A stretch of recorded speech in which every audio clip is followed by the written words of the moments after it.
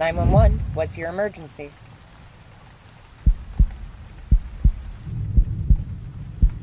The first unusual sound came on a Tuesday night.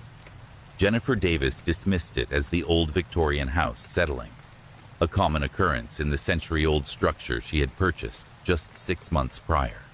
Located in a quiet suburb of Pittsburgh, the 3-bedroom home represented everything the 34-year-old accountant had worked toward: independence, stability, and a place of her own after years of city apartment living.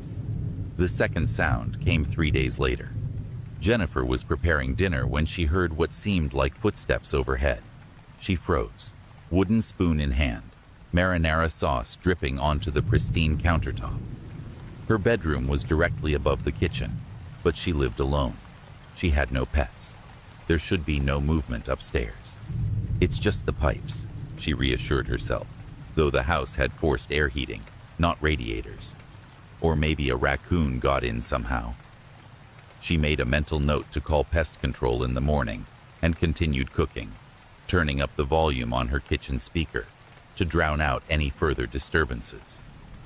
That weekend, Jennifer noticed small things out of place. A coffee mug she was certain she'd left in the dishwasher appeared on her bedside table. The bathroom door she always left open was closed. Her favorite scarf, which normally hung on the coat rack, was draped across her reading chair. With each discovery, she questioned her memory more than her security. On Monday morning, Jennifer called her mother. "I think I'm losing my mind," she confessed. "I keep hearing noises, and things aren't where I leave them." "You're overworked, sweetheart," her mother replied. "When was the last time you took a day off? That promotion has you burning the candle at both ends." Jennifer agreed. The recent elevation to senior manager had indeed doubled her workload. She decided to take Friday off, a long weekend, to reset and catch up on sleep. Thursday night, Jennifer fell asleep reading on the couch. At 2:17 a.m., she awoke with a start. The house was pitch black. She must have nodded off without turning on any lights. As she oriented herself in the darkness, she registered what had woken her: the distinct sound of someone walking across the floor above her head. Her blood ran cold. These weren't the ambiguous creaks of an aging house. These were deliberate footsteps, the careful, measured movements of someone trying to move quietly. Jennifer remained perfectly still, barely breathing, as her mind processed the horrifying reality. Someone was in her house. With trembling hands, she reached for her phone on the coffee table. It wasn't there. She always kept it within arm's reach, especially when reading before bed. Her eyes darted around the darkened room, finally spotting it on the kitchen counter, 20 feet away. Might as well have been 20 miles. The footsteps continued overhead, now moving toward the stairs. Jennifer slid silently from the couch to the floor, crawling on her hands and knees toward the kitchen. The hardwood floors creaked beneath her, each sound magnified in the quiet house. She reached the tile of the kitchen floor, just as she heard the first footstep on the staircase. Jennifer lunged for her phone, frantically dialing 911 as she crouched behind the kitchen island. 911, what's your emergency? The dispatcher's voice was calm, professional. Jennifer whispered, her voice barely audible. Someone's in my house. Please help me. I think they're coming downstairs. Ma'am, I need you to stay on the line. Can you safely exit the residence? No, Jennifer breathed. They're on the stairs. I'm trapped in the kitchen. She could hear the slow, deliberate footsteps descending. 7 steps down, 6 to go. I'm dispatching officers to your location. Are you somewhere you can hide? Jennifer looked around desperately. The pantry was too small, the back door too far. No, she whispered. Please hurry. Do you have any weapons nearby for self-defense? Jennifer's eyes landed on the knife block. Yes, she replied, slowly pulling out the chef's knife with shaking hands. 3 more steps. "Officers are 4 minutes out," the dispatcher informed her. "Stay hidden if possible. Don't confront the intruder." 2 more steps. Jennifer gripped the knife tightly, crouching lower behind the island. Her breathing was shallow, her pulse pounding in her ears. 1 more step, then silence. Jennifer waited, every muscle tense, straining to hear movement. 10 seconds passed. 20. Nothing. "They've stopped," she whispered into the phone. "I can't hear them anymore." "Stay where you are," the dispatcher instructed. "Officers are almost there." Jennifer nodded wordlessly, then remembered the dispatcher couldn't see her. "Okay," she managed. The silence stretched on, more terrifying than the footsteps. Where was the intruder? Had they heard her? Were they waiting, listening just as she was? Then, a voice, so close it might have been in her ear. "I found you," Jennifer screamed, spinning around with the knife extended. There was no one there. "Ma'am? Ma'am!" The dispatcher's voice called urgently from the phone. "What's happening?" "I heard," Jennifer began, then stopped. Her eyes widened as she looked up. There, suspended from the ceiling by some kind of climbing harness, hung a man, dressed entirely in black, his face covered by a ski mask. He was dangling directly above the kitchen island, having descended through a hatch Jennifer never knew existed. In one hand, he held a hunting knife. In the other, a small notebook with Jennifer's daily schedule meticulously recorded. "I've been watching you for weeks," he said, his voice eerily calm. "Every morning coffee, every late night, every shower." Jennifer's scream tore through the quiet house, just as the sound of sirens became audible in the distance. The man's head snapped toward the window, momentarily distracted. It was enough. Jennifer bolted from the kitchen toward the front door, the phone still clutched in her hand, the dispatcher shouting questions she couldn't process. Behind her, she heard a thud as the intruder dropped to the floor, followed by rapid footsteps in pursuit. She reached the front door, fumbling with the deadbolt with fingers that felt disconnected from her body. As she finally wrenched the door open, flashing police lights illuminated the street outside. 2 officers were already running up her walkway, weapons drawn. "He's inside!"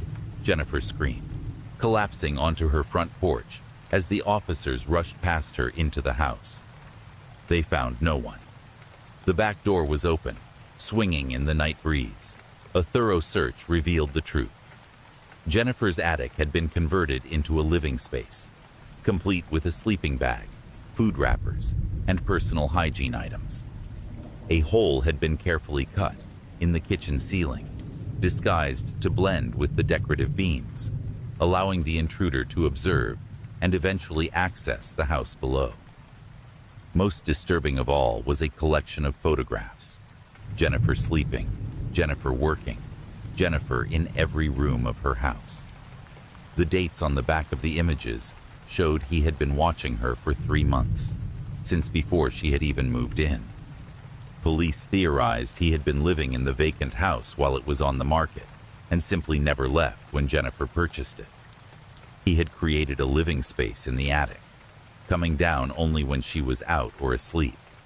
The man was never caught.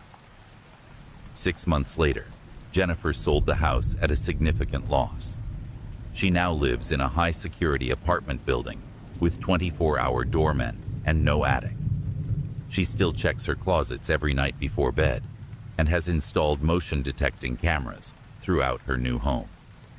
The 911 call from that night has been used in police training programs across the country as an example of a resident intruder scenario. The recording ends with Jennifer's blood-curdling scream and the chilling words of the intruder. "I've been watching you for weeks." Sometimes the monsters aren't under the bed or in the closet. Sometimes they're right above you, waiting for the perfect moment to come down.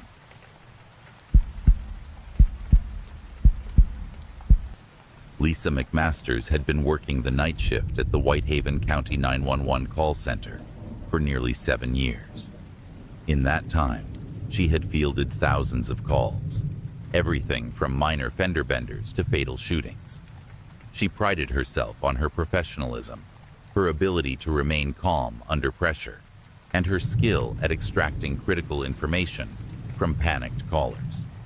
However, nothing in her training had prepared her for the call that came through at 2:37 a.m. on a frigid February night in 2018. The center was quiet that evening. Winter storms had blanketed the rural Missouri County with 6 inches of snow, keeping most residents safely at home. Lisa was midway through her 12-hour shift, sipping lukewarm coffee and updating incident reports when the console lit up with an incoming call. 911, what's your emergency? Lisa recited automatically. At first, there was nothing but silence on the line. Lisa was accustomed to this. Sometimes callers were too injured to speak, children too frightened, or individuals calling from dangerous situations where they couldn't risk being heard. This is 911. If you can hear me but cannot speak, press any button on your phone, Lisa instructed, following protocol. No button was pressed, but Lisa could hear something now. Faint, rhythmic breathing. Then a voice, so quiet she had to increase the volume on her headset. "Help me," whispered a child. A young girl, Lisa guessed, maybe 7 or 8 years old. "He's going to come back." Lisa immediately began the trace protocol while keeping her voice steady and reassuring. "I'm here to help you, sweetheart. Can you tell me your name?" "Abby," came the whispered response. "Abby Winters." Lisa's fingers flew across the keyboard, entering the name into the system. "Abby, are you at home right now?" "Yes, 1624 Oak Ridge Lane." Another detail entered. The trace was still running. Rural addresses sometimes took longer to pinpoint precisely. "Abby, who's coming back? Are you in danger right now?" The girl's breathing quickened. "The bad man. He took Mommy and Daddy to the basement. He told me to hide and be quiet. He said he'd find me when he was done." Lisa's blood ran cold, but her voice remained professional. "You're doing a great job staying quiet, Abby. I'm sending police officers to your house right now. Can you tell me where you're hiding?" "In my secret place, behind the wall in my closet. Daddy built it for tornado drills." "That's perfect, Abby. Stay there. Don't come out until a police officer tells you it's safe. Can you describe the man?" "Tall, with a mask, and gloves. He had a knife, a big one, and he knew our names." Lisa dispatched 2 patrol units to the address, while keeping Abby on the line. The trace finally confirmed the location, a farmhouse on the outskirts of town, at least 15 minutes from the nearest patrol car, in these weather conditions. "Abby, can you hear anything right now? Any sounds in the house?" There was a pause before the girl responded, her voice even quieter now. "I hear footsteps. Upstairs now. I think he's looking for me." "Stay absolutely silent, Abby. The police are on their way. They'll be there very soon." Lisa knew it would be at least 10 more minutes, but she needed to keep the child calm. For several minutes, Lisa listened to nothing but the sound of controlled breathing as Abby remained hidden. Then came the unmistakable creak of a door opening. "He's in my room," Abby breathed, so faintly Lisa could barely make out the words. Lisa muted her microphone to communicate with the responding officers, informing them of the active intruder. When she unmuted, she heard the sounds of closet doors sliding open, hangers being pushed aside. "I know you're here somewhere, Abby," a man's voice called out, chillingly playful. "Your parents told me all about your special hiding spot before they went to sleep." Lisa's heart hammered in her chest. She could hear Abby's breathing accelerate, tiny whimpers threatening to escape. "Abby," Lisa whispered, "don't make a sound. Officers are almost there." But in the background, Lisa heard the sound of tapping, methodical knocking against the closet walls as the intruder searched for hollow spaces. "Found it," the man's voice said triumphantly. Lisa heard a scraping sound, a panel being removed. "There you are," the man said. Abby screamed. "Abby!" Lisa shouted into her headset. Then, with a suddenness that made Lisa jump, the line went silent. Not disconnected, the call was still active, but completely silent. No screaming, no voices, nothing. 5 seconds passed. 10, 20. "Abby?" Lisa called, her professional demeanor finally cracking. "Abby, are you there?" Another 10 seconds of silence passed before a voice responded. Not Abby's. "Who is this?" asked the man, his voice unnervingly calm. Lisa's training kicked in. "This is 911 dispatch. Law enforcement is on the way to your location right now." The man chuckled softly. "No, they're not." "Sir, I need you to—" "They're not coming," he interrupted, "because they're already here. Check your system." A chill ran down Lisa's spine as she glanced at her computer screen. The 2 patrol units she had dispatched had indeed arrived at the location 3 minutes ago, but had not yet radioed in. "Who is this?" Lisa demanded, fighting to keep her voice level. "You've been talking to a ghost, Lisa," the man said, emphasizing her name in a way that made her skin crawl. "Abby Winters died in this house 15 years ago, along with her parents. Tragic murder-suicide. Father lost his job, couldn't handle it. You should know this. It happened on your watch." Lisa frantically searched the address history while keeping the caller engaged. "Sir, what have you done to the officers who responded to this call?" "Nothing yet," he replied calmly, "but they're about to walk into quite a scene. I've been planning this for a very long time, you see, ever since you failed to send help quickly enough 15 years ago."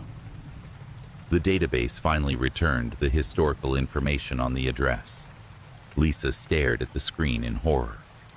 There had indeed been a murder-suicide at that address in 2003. The father, James Winters, had killed his wife and daughter before taking his own life. The investigation revealed that the daughter, 8-year-old Abby Winters, had called 911 but was put on hold due to a system overload during a severe storm. By the time an operator took the call, it was too late. The operator on duty that night had been Lisa McMasters, working her first solo shift. "You remember now, don't you?" the voice asked. "You were new, overwhelmed. You put her on hold for 6 minutes and 17 seconds, while you dealt with a multi-car pileup on the highway. By the time you got back to her, all you heard was the gunshot." Lisa's throat constricted as the memories flooded back. The call she had tried so hard to forget, the one that still haunted her dreams. "Who are you?" she whispered. "James Winters' brother," the man replied.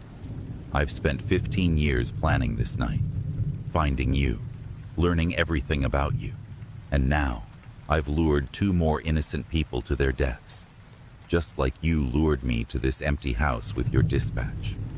The difference is, I'm not actually here. I'm much closer to you than that." Lisa's blood turned to ice as she heard a door open behind her. She spun around in her chair to see a tall figure standing in the doorway of the call center. A man wearing a maintenance uniform and a name tag that read, J. Winters.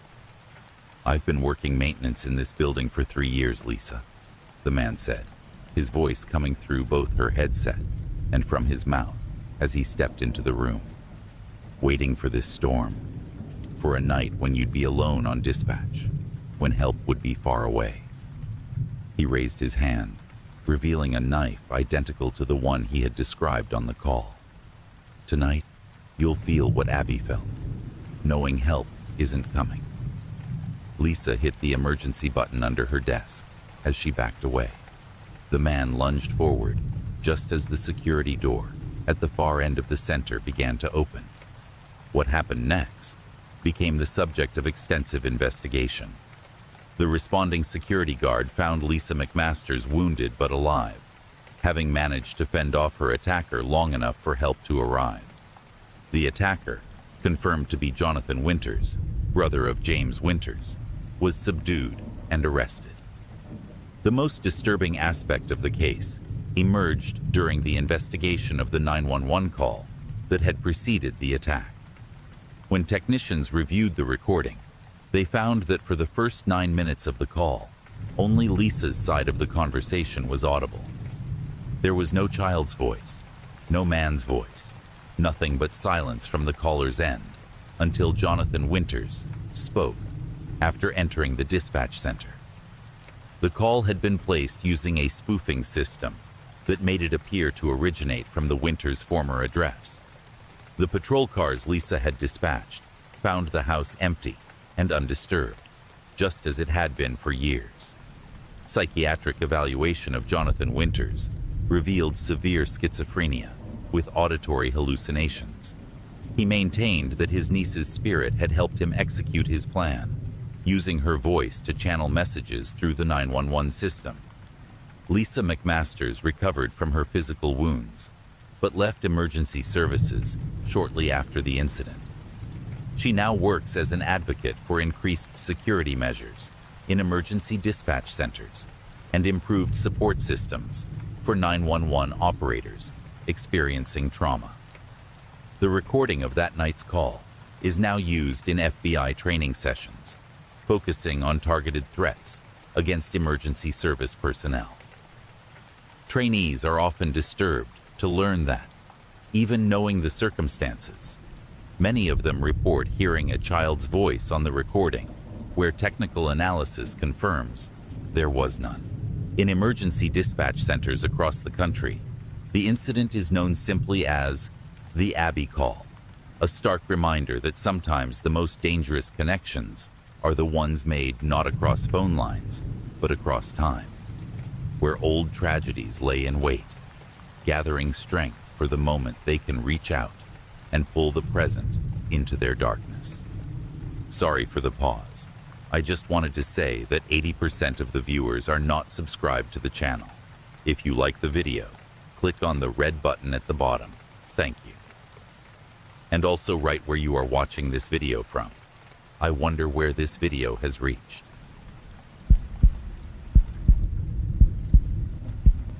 Deputy Sarah Langston had been working the overnight dispatch shift at the Blackwood County Sheriff's Department for 6 months when she received the call that would remain classified in department records for years to come. It was 3:14 a.m. on a moonless October night, the kind where the darkness beyond the station windows seemed absolute, as if the small town of Millfield had been swallowed by an inky void. The call came through on a night when the atmospheric conditions were causing unusual radio interference, a not uncommon occurrence in this mountainous region of northern Washington state. Sarah had already dealt with several dropped calls and static-filled transmissions, making her shift more challenging than usual. When the console lit up, Sarah answered with practiced efficiency. 911, what's your emergency?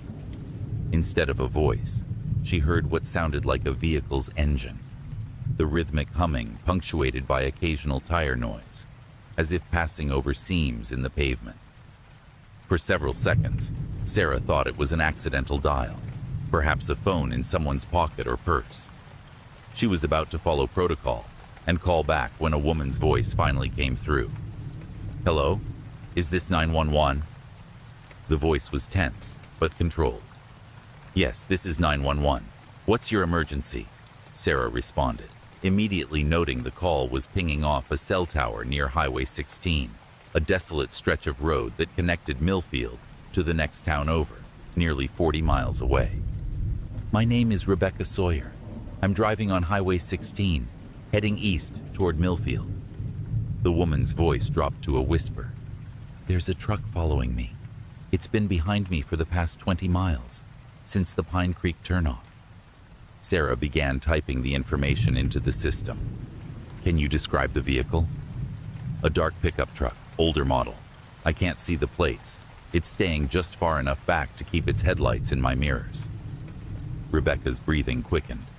I tried pulling over to let it pass, but it pulled over too. When I started driving again, it followed. I tried speeding up, but it matches my speed exactly. Are you alone in your vehicle? Sarah asked, already dispatching Deputy Morgan, who was patrolling near the county line. Yes, I'm coming back from visiting my sister in Westridge.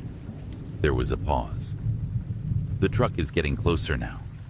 Sarah's training kicked in as she continued gathering information while keeping Rebecca calm. Deputy Morgan is en route to your location. Can you tell me where exactly you are on Highway 16? I just passed mile marker 32. Another pause. Oh God. What is it, Rebecca? The truck just flashed some kind of spotlight into my car.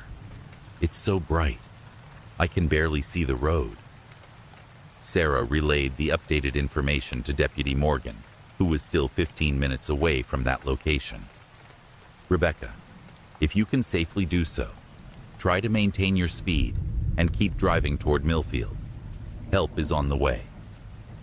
For nearly a minute, the only sound was Rebecca's controlled breathing and the hum of her engine. Then her voice returned, now trembling. The truck just pulled alongside me. The driver's wearing some kind of mask or hood. They're trying to force me off the road. Sarah heard the sound of a car horn blaring, followed by the screech of tires. Rebecca? Rebecca, are you okay? I swerved but stayed on the road. Rebecca's voice was higher now, fear breaking through her composure. They're behind me again. I'm going to try to outrun them. I'm pushing 90 now. Rebecca, please be careful. Deputy Morgan will intercept you in approximately 10 minutes. Can you maintain control at that speed? I think so. I drive this road all the... Rebecca's voice cut off suddenly. Rebecca, Sarah called. Rebecca, are you there? When Rebecca's voice returned, it had changed completely. The panic was gone, replaced by an unnatural calm. They're not following me anymore. Something in the tone made the hair on the back of Sarah's neck stand up. That's good news. Where are they now? They turned around. Just stopped and turned around. Rebecca's voice was flat, almost monotone. I'm safe now. I don't need help anymore. Sarah's instincts, honed by months of handling crisis calls, signaled that something was very wrong. The shift in Rebecca's demeanor was too abrupt. Rebecca, I still have Deputy Morgan heading your way. He should meet you in about 8 minutes. Where are you now? Mile marker 38. Everything's fine. You can call off your deputy. Sarah checked the GPS tracking on the call. It showed Rebecca's phone still at mile marker 32, not 38. Either the GPS was lagging or the phone wasn't moving. Rebecca, just to confirm, you said you're at mile marker 38 now? There was a long pause. Yes, mile marker 38. The voice was still unnaturally calm, but Sarah now detected something else. A slight difference in cadence, in pronunciation. It was subtle, but present. Rebecca, I'm going to ask you a verification question. What was the name of the town where your sister lives? Another pause, longer this time. My sister. Yes.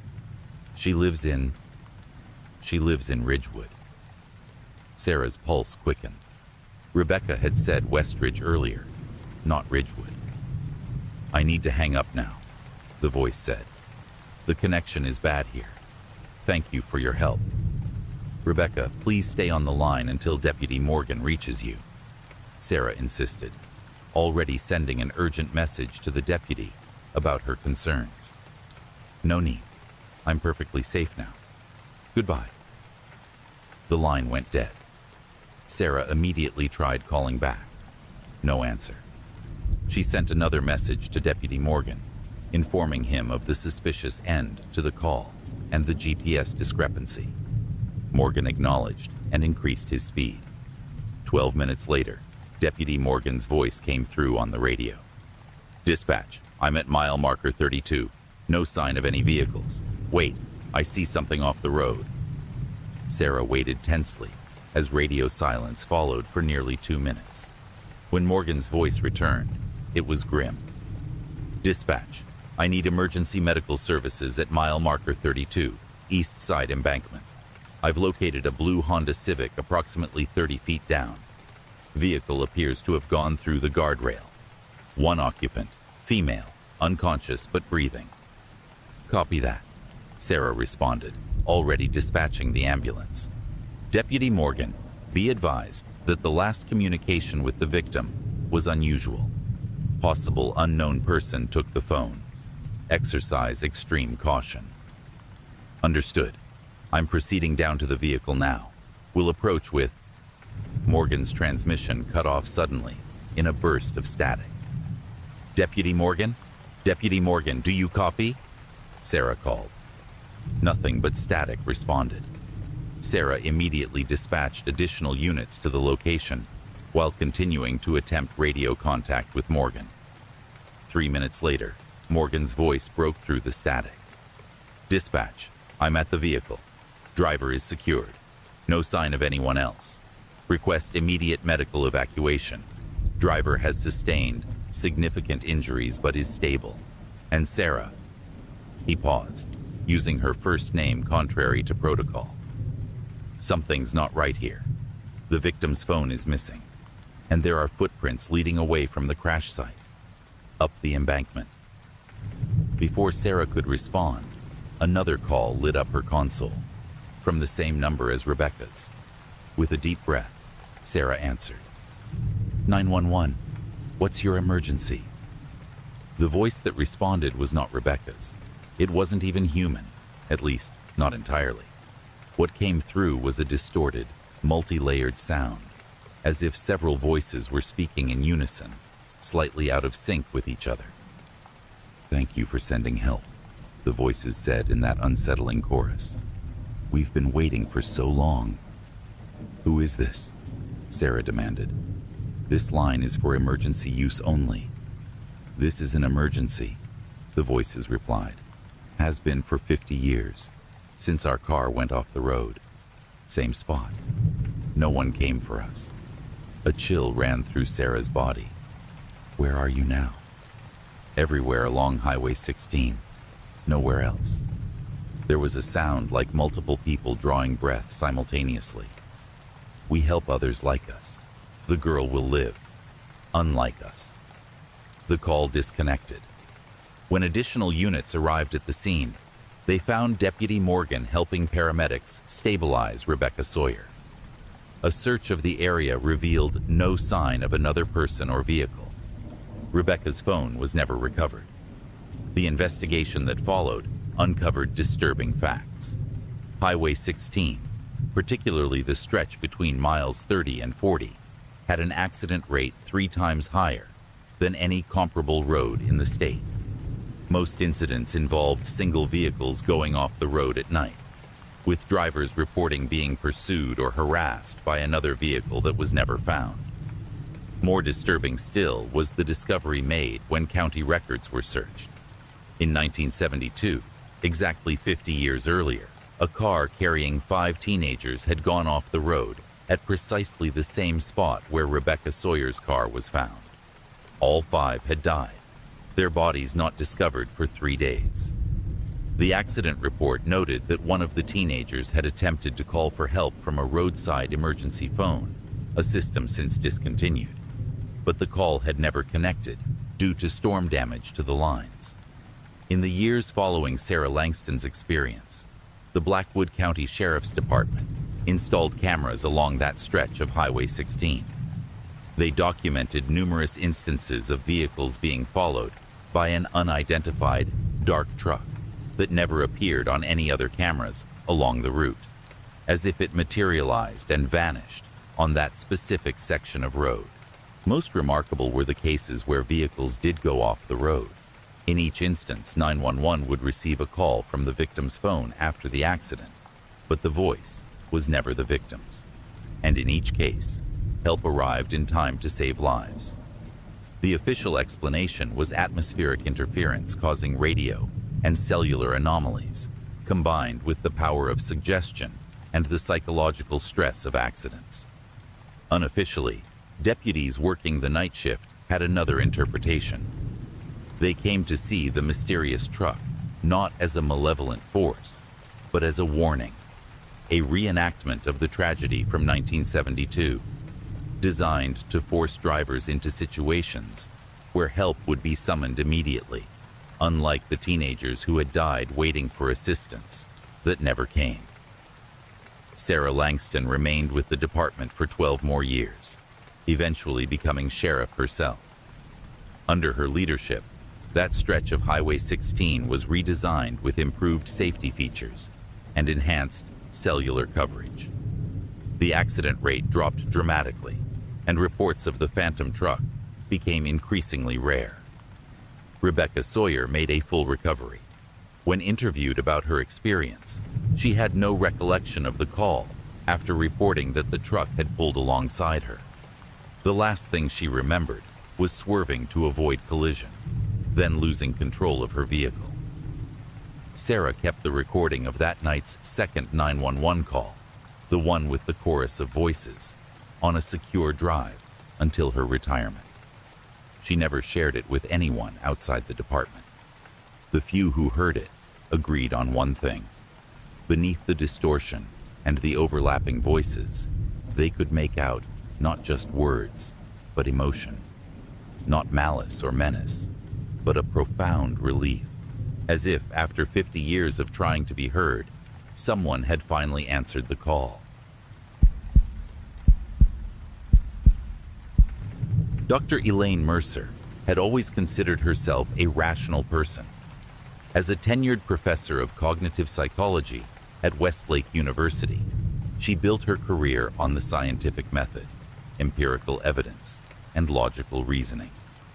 Her colleagues described her as level-headed and pragmatic, someone who approached life's challenges with measured analysis rather than emotional reaction. This reputation made the 911 call she placed on December 3, 2019, all the more disturbing when it later became public. Elaine had been living in the Parkview Heights apartment building for nearly 8 years. The historic 6-story structure in downtown Portland had been converted from a 1920s hotel to upscale apartments in the early 2000s, retaining much of its original architectural charm: high ceilings, crown molding, and hardwood floors that creaked with character. Elaine's apartment, 4B, was situated toward the back of the building, overlooking a quiet courtyard rather than the bustling street. The building had excellent soundproofing for its age, one of the features Elaine appreciated most, given her need for quiet while reviewing research papers and preparing lectures. This made it all the more noticeable when, in late November, she began hearing unusual sounds coming from the apartment directly beneath hers. Unit 3B had been vacant for nearly 3 months after the previous tenant, an elderly woman named Mrs. Holloway, had moved to an assisted living facility. Elaine had exchanged pleasantries with Mrs. Holloway over the years, but never formed a close relationship. The property management company had been showing the apartment regularly, and Elaine assumed someone had finally taken it. The first sounds were innocuous enough: footsteps, the occasional closing of a cabinet, normal domestic activities. Elaine made a mental note to introduce herself to her new neighbor when their paths crossed in the hallway or elevator. But after a week, she realized she had never actually seen anyone entering or leaving apartment 3B. No moving truck had arrived, no furniture had been carried in, and the mailbox for 3B in the lobby remained unlabeled. When Elaine inquired with the building manager, Mr. Kaplan, he informed her that the apartment was still unoccupied. "We've had several interested parties," he told her, "but no signed lease yet. Why do you ask?" Elaine explained about the sounds, which Mr. Kaplan attributed to maintenance personnel, or perhaps prospective tenants, being shown the unit. This explanation satisfied her initially, but the sounds continued and evolved over the following days. What had started as occasional footsteps became more deliberate movements. Elaine began to notice patterns. Activity would begin precisely at 11:37 p.m. each night and continue until approximately 3:14 a.m. The footsteps would follow the same path through the apartment, from what would be the living room to the bedroom, then to the bathroom and back, over and over, with metronomic consistency. On November 30th, 3 days before her 911 call, Elaine decided to document the sounds. She set up a digital recorder near the floor of her bedroom and let it run overnight. When she reviewed the recording the next morning, she was disturbed to find that beyond the footsteps, there was something else. A low, continuous humming, punctuated by what sounded like brief, muffled conversations. The words were indistinct, but the cadence suggested someone talking to themselves. That evening, Elaine approached Mr. Kaplan again, this time with her recording. The building manager listened with growing concern, then confirmed what Elaine had begun to suspect. No one had been authorized to enter apartment 3B at night. Maintenance worked only during business hours, and no showings had been scheduled after 6 p.m. "I'll check it out myself," Mr. Kaplan promised, taking a ring of master keys from his desk drawer. Together, they descended to the 3rd floor. The hallway was silent as Mr. Kaplan unlocked 3B and pushed the door open. The apartment was completely empty. No furniture, no personal belongings, nothing but bare floors and walls. A quick check of all rooms confirmed what the management records indicated. No one was living there, nor had anyone been inside recently, according to the undisturbed layer of dust on the windowsills. "Maybe it's just the building settling," Mr. Kaplan suggested, though his expression betrayed his doubt. "These old places, they make all kinds of noises, especially when the temperature changes." Elaine nodded, accepting this explanation outwardly, while knowing it couldn't account for the regularity of the sounds or their distinct patterns. She spent that night at a colleague's house, needing distance from whatever was happening in her building. Upon returning home the following evening, Elaine found a handwritten note had been slipped under her door. In shaky, elderly handwriting, it read, "I forgot something important in 3B. Need to retrieve it. Please understand the noise. MH." The initials matched those of Mrs. Holloway, the former tenant, but something about the note felt wrong. Elaine called Golden Pines, the assisted living facility where Mrs. Holloway had moved, only to learn that Martha Holloway had passed away 6 weeks earlier from complications following a stroke. That night, December 2nd, the sounds from 3B intensified. The footsteps became faster, more agitated. The humming grew louder, punctuated now by clear sounds of distress, whimpering, occasional sobbing, and what Elaine could only describe as pleading. Sleep was impossible, but terror kept her rooted to her bed, unwilling to venture out of her apartment. At 2:17 a.m., everything went silent. The abrupt cessation of noise was somehow more terrifying than the sounds themselves. 15 minutes of silence passed before a new sound emerged, a slow, deliberate dragging noise, followed by rhythmic thumping. Then came the scratching, directly beneath Elaine's bed, as if someone were clawing at her floor from below. By morning, exhaustion had overtaken fear, and Elaine fell into a fitful sleep. She awoke at noon to find another note under her door. This one read simply, "Help me find it. Come to 3B tonight. MH." Elaine immediately contacted Mr. Kaplan, who agreed to call a locksmith and change the locks on 3B, though he seemed skeptical about the source of the notes.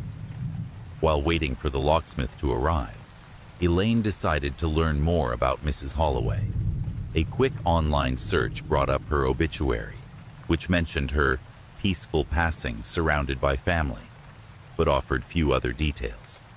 It listed 2 surviving children, a son in Seattle and a daughter in Boston. Further searching led Elaine to the daughter's social media profile. Through this, she discovered something disturbing. Martha Holloway had been showing signs of dementia in her final years. Her daughter had documented the progression of her mother's condition, including her increasing paranoia about someone living in her walls, stealing her possessions, and watching her while she slept. The locksmith arrived at 4 p.m. and changed the locks on apartment 3B. Mr. Kaplan performed another thorough check of the unit, again finding nothing unusual. As an extra precaution, he installed a temporary security camera in the 3rd floor hallway, positioned to capture anyone approaching 3B's door.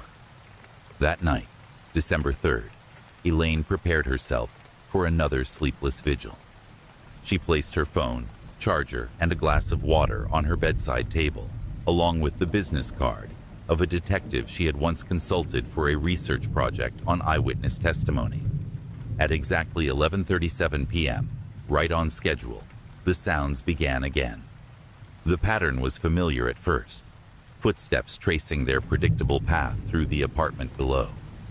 But at midnight, the routine changed. Instead of continuing the circular path, the footsteps moved directly to the spot beneath Elaine's bed and stopped. What followed was a silence so complete, it seemed to have physical weight. Then came 3 distinct knocks, not from below, but from her own bedroom door. Elaine froze, her breath caught in her throat. She had double-locked her apartment door before retiring to her bedroom, which she had also locked. No one could be in her apartment. Yet there it was again. 3 measured knocks, followed by the sound of the doorknob turning. With trembling hands, she reached for her phone and dialed 911. 911, what's your emergency? The dispatcher's voice was female, calm and professional. There's someone in my apartment, Elaine whispered, her academic vocabulary failing her in her terror. Someone's trying to get into my bedroom. Are you in a safe location? The dispatcher asked. I'm locked in my bedroom, but they're at my door right now, Elaine managed, her voice breaking. I'm sending officers to your location. Can you give me your address? Elaine provided her building address and apartment number, then added, Please hurry. I live alone. No one should be here. Stay on the line with me, the dispatcher instructed. Can you see who's at your door? No, I'm too afraid to look, Elaine admitted. But I've been hearing noises from the vacant apartment below mine for days. Notes from a dead woman. And now someone's in my... Her words cut off as the bedroom doorknob turned again, more vigorously this time. Then came a voice, elderly, feminine, but distorted, as if speaking through water. I need to find it. You have to help me find it.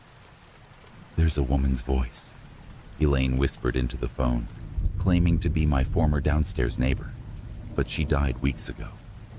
Officers are 3 minutes out, the dispatcher assured her. Try to stay calm. The door's opening, Elaine gasped, watching in horror as the locked doorknob somehow began to turn successfully. That's impossible. It's locked. The door swung open to reveal an empty living room beyond. No one stood in the doorway, yet the knob had turned. The door had opened. There's no one there, Elaine told the dispatcher, confusion momentarily overriding her fear.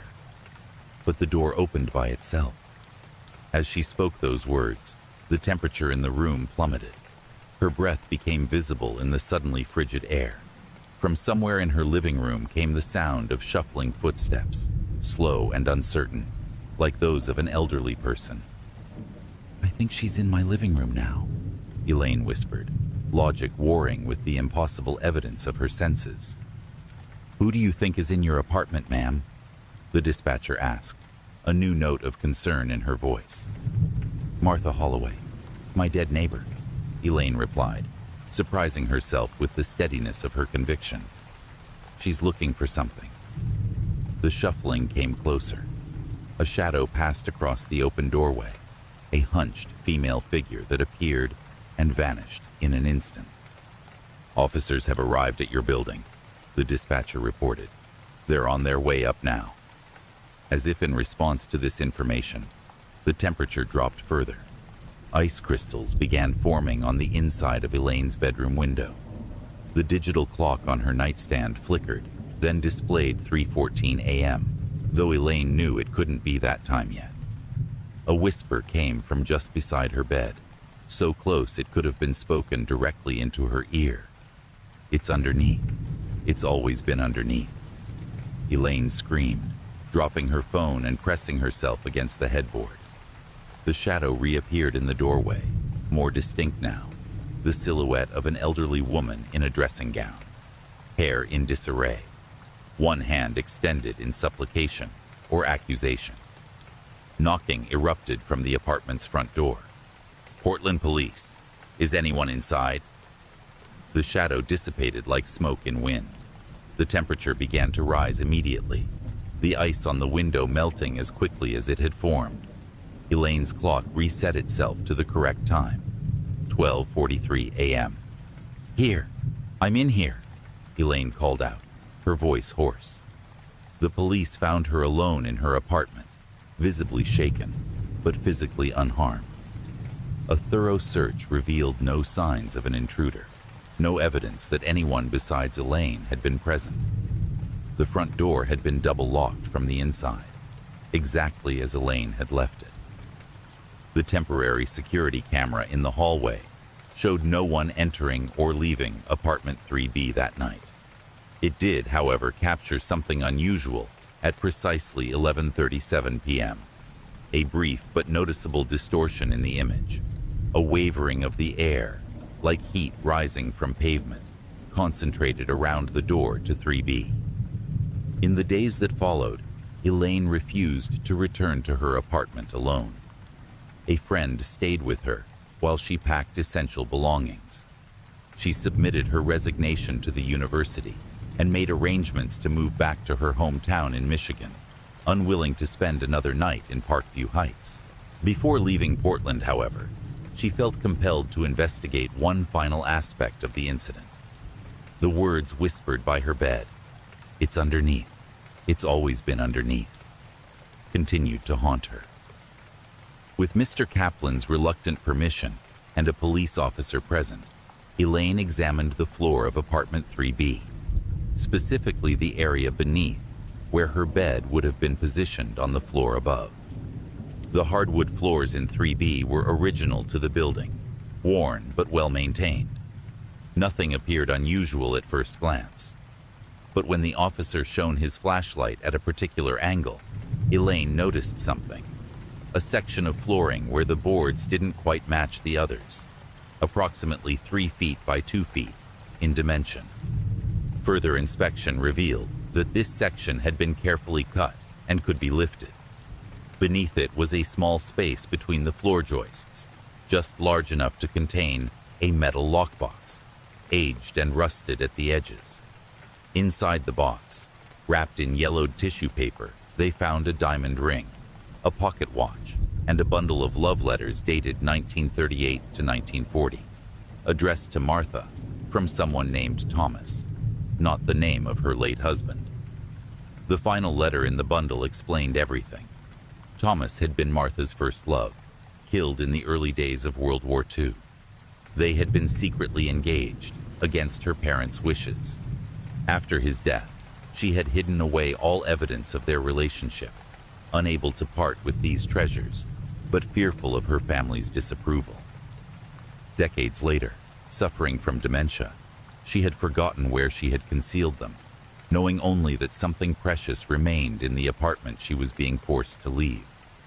The items were given to Mrs. Holloway's daughter, who confirmed that her mother had often spoken of a lost love named Thomas, a story the family had dismissed as confused rambling. The daughter later wrote to Elaine, thanking her for solving a family mystery and bringing peace to her mother's memory. Elaine Mercer never returned to Portland. She took a position at a small college in Michigan, where her experience was valued, and her story about Parkview Heights remained untold, except for her official statement to the police and the transcript of her 911 call, a document that continues to be studied by researchers interested in the intersection of psychology, perception, and phenomena that science has yet to fully explain. The recording of that call remains in police archives, notable for two reasons. First, for the obvious distress of a renowned psychologist encountering something that defied her understanding of reality. And second, for what audio analysts later discovered. Beneath Elaine's terrified whispers, barely audible but unmistakably present, a second voice can be heard on the recording. Elderly, female, and speaking the exact words Elaine reported hearing that night. It's underneath. It's always been underneath. Apartment 3B at Parkview Heights remained vacant for nearly a year after the incident. When it was finally rented, the new tenant reported no unusual occurrences. The nocturnal footsteps ceased entirely. Whatever had kept Martha Holloway bound to her former home had been resolved, her final concern addressed, allowing her at last to rest in peace, a concept that Dr. Elaine Mercer, despite her scientific training, no longer dismissed as mere superstition. The small town of Millfield, Pennsylvania, had always prided itself on its efficiency. With just under 5,000 residents spread across the rolling countryside, the town maintained a single emergency dispatch center that served both the volunteer fire department and the local police force, which consisted of only 8 full-time officers. The dispatch center itself occupied the second floor of the historic station house, a red brick building constructed in 1927 that had originally housed both the fire department and the town's first telephone exchange. Teresa Collins had worked as a 911 dispatcher in Millfield for nearly 22 years. At 54, she had handled everything from routine traffic accidents to the occasional major emergency with the calm professionalism that had earned her the respect of everyone in the department. In a small town where most emergencies involved familiar names and faces, Teresa's steadying presence had guided countless residents through their darkest moments. On the evening of October 17, 2022, Teresa was working the overnight shift, a quiet Monday that had seen only 3 calls by midnight: a fender bender in the supermarket parking lot, a false alarm at the high school, and a complaint about a neighbor's barking dog. At 12:42 a.m., Teresa was completing paperwork from the earlier calls when the emergency line lit up. 911, what is your emergency? Teresa answered, her voice carrying the professional tone she had perfected over decades of service. The line crackled with static, unusual for the town's recently upgraded communication system. Through the interference, Teresa could make out what sounded like an older man's voice, though the words were indistinct. This is 911. I'm having trouble hearing you. Can you speak up? Teresa adjusted her headset, wondering if the storm system moving through the area was affecting the connection. The static cleared momentarily, and the voice came through more clearly. This is Officer Martin Holdsworth. We have an officer down. Request immediate backup and medical assistance at the Old Graham property on Route 16. Teresa immediately tensed. Martin Holdsworth was a name she recognized. He had been Millfield's police chief in the late 1970s, long before Teresa had joined the department. More concerning was the fact that no officers were scheduled to be anywhere near the abandoned Graham farm that night. All 3 of the midnight shift officers were accounted for, 1 patrolling downtown, 1 handling paperwork at the station, and 1 covering the north side of town.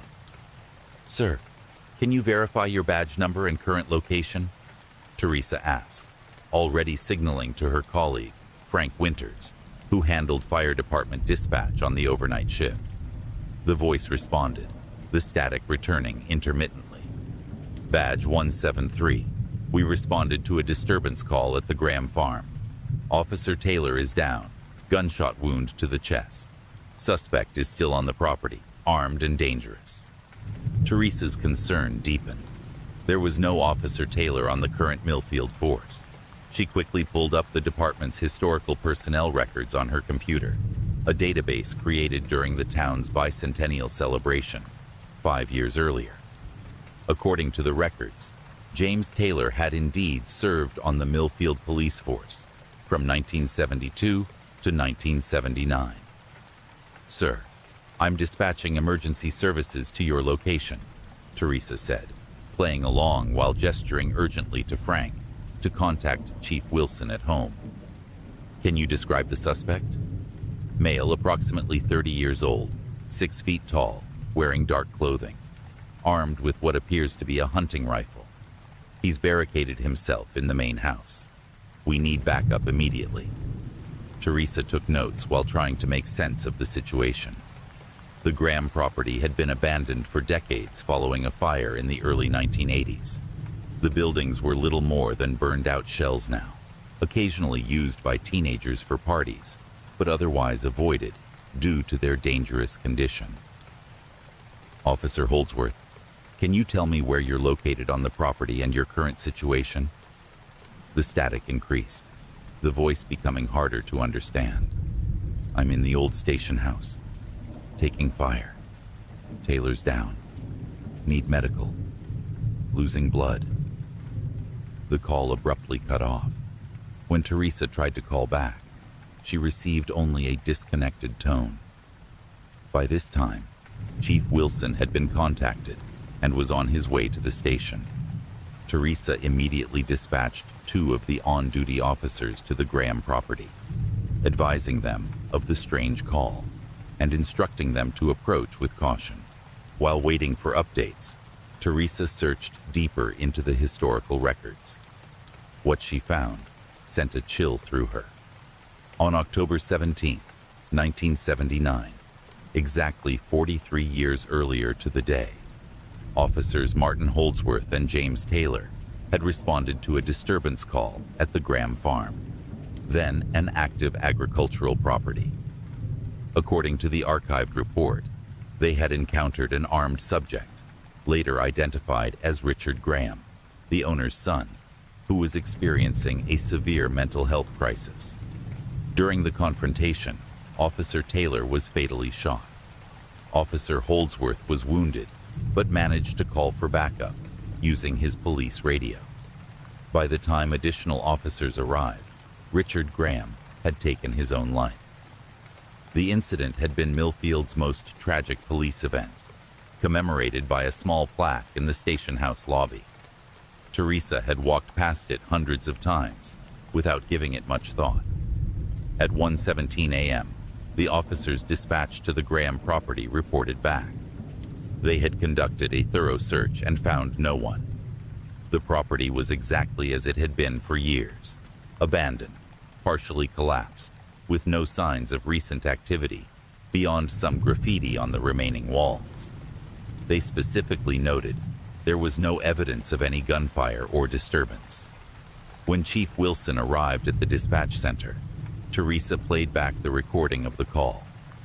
The chief listened intently, his expression growing increasingly troubled. "That voice," he said quietly when the recording ended. "That sounds exactly like Martin Holdsworth." "You knew him?" Teresa asked. Chief Wilson nodded. "He was my training officer when I joined the department in 1985. He retired a few years later. Never really got over what happened at the Graham place. Said he always felt guilty for not being able to save Taylor." The chief requested a transcript of the call and asked to be notified immediately if any similar calls came through. He then instructed the officers to complete their patrol of the area around the Graham property before returning to their regular routes. Teresa might have filed the incident away as an unsettling coincidence, or perhaps a distasteful prank. had it not been for what happened less than 24 hours later. On October 18th, at 12:42 a.m., exactly the same time as the previous night's call, the emergency line activated again.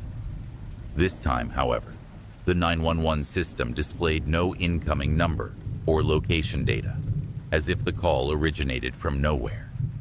The same static-filled connection opened, but this time the voice was different, younger, more urgent. "This is Officer Taylor. Holdsworth is hit. We need immediate backup at the Graham farm. Suspect is armed and firing at us from the main house." Teresa's hands trembled slightly as she responded. "This is 911 dispatch. Can you verify your location and situation? We're pinned down in the equipment shed east of the main house. Martin's losing a lot of blood. The suspect, it's Richard Graham. He's got a rifle. He's firing at anything that moves. We need backup and an ambulance right away." Teresa signaled to Frank, who was already on the phone with Chief Wilson from the previous night's incident.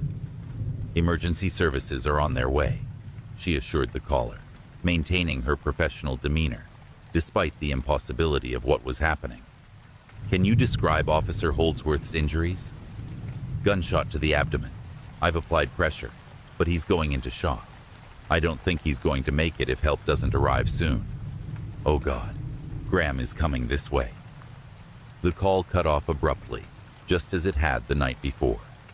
Chief Wilson arrived at the dispatch center in record time, bringing with him the department's oldest serving officer, Lieutenant Rivera, who had joined the force in 1983 and had known both Holdsworth and Taylor.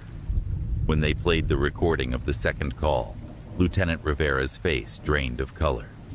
"That's Jimmy Taylor's voice," he said definitively. "I'd recognize it anywhere, but that's impossible. He died before I joined the department."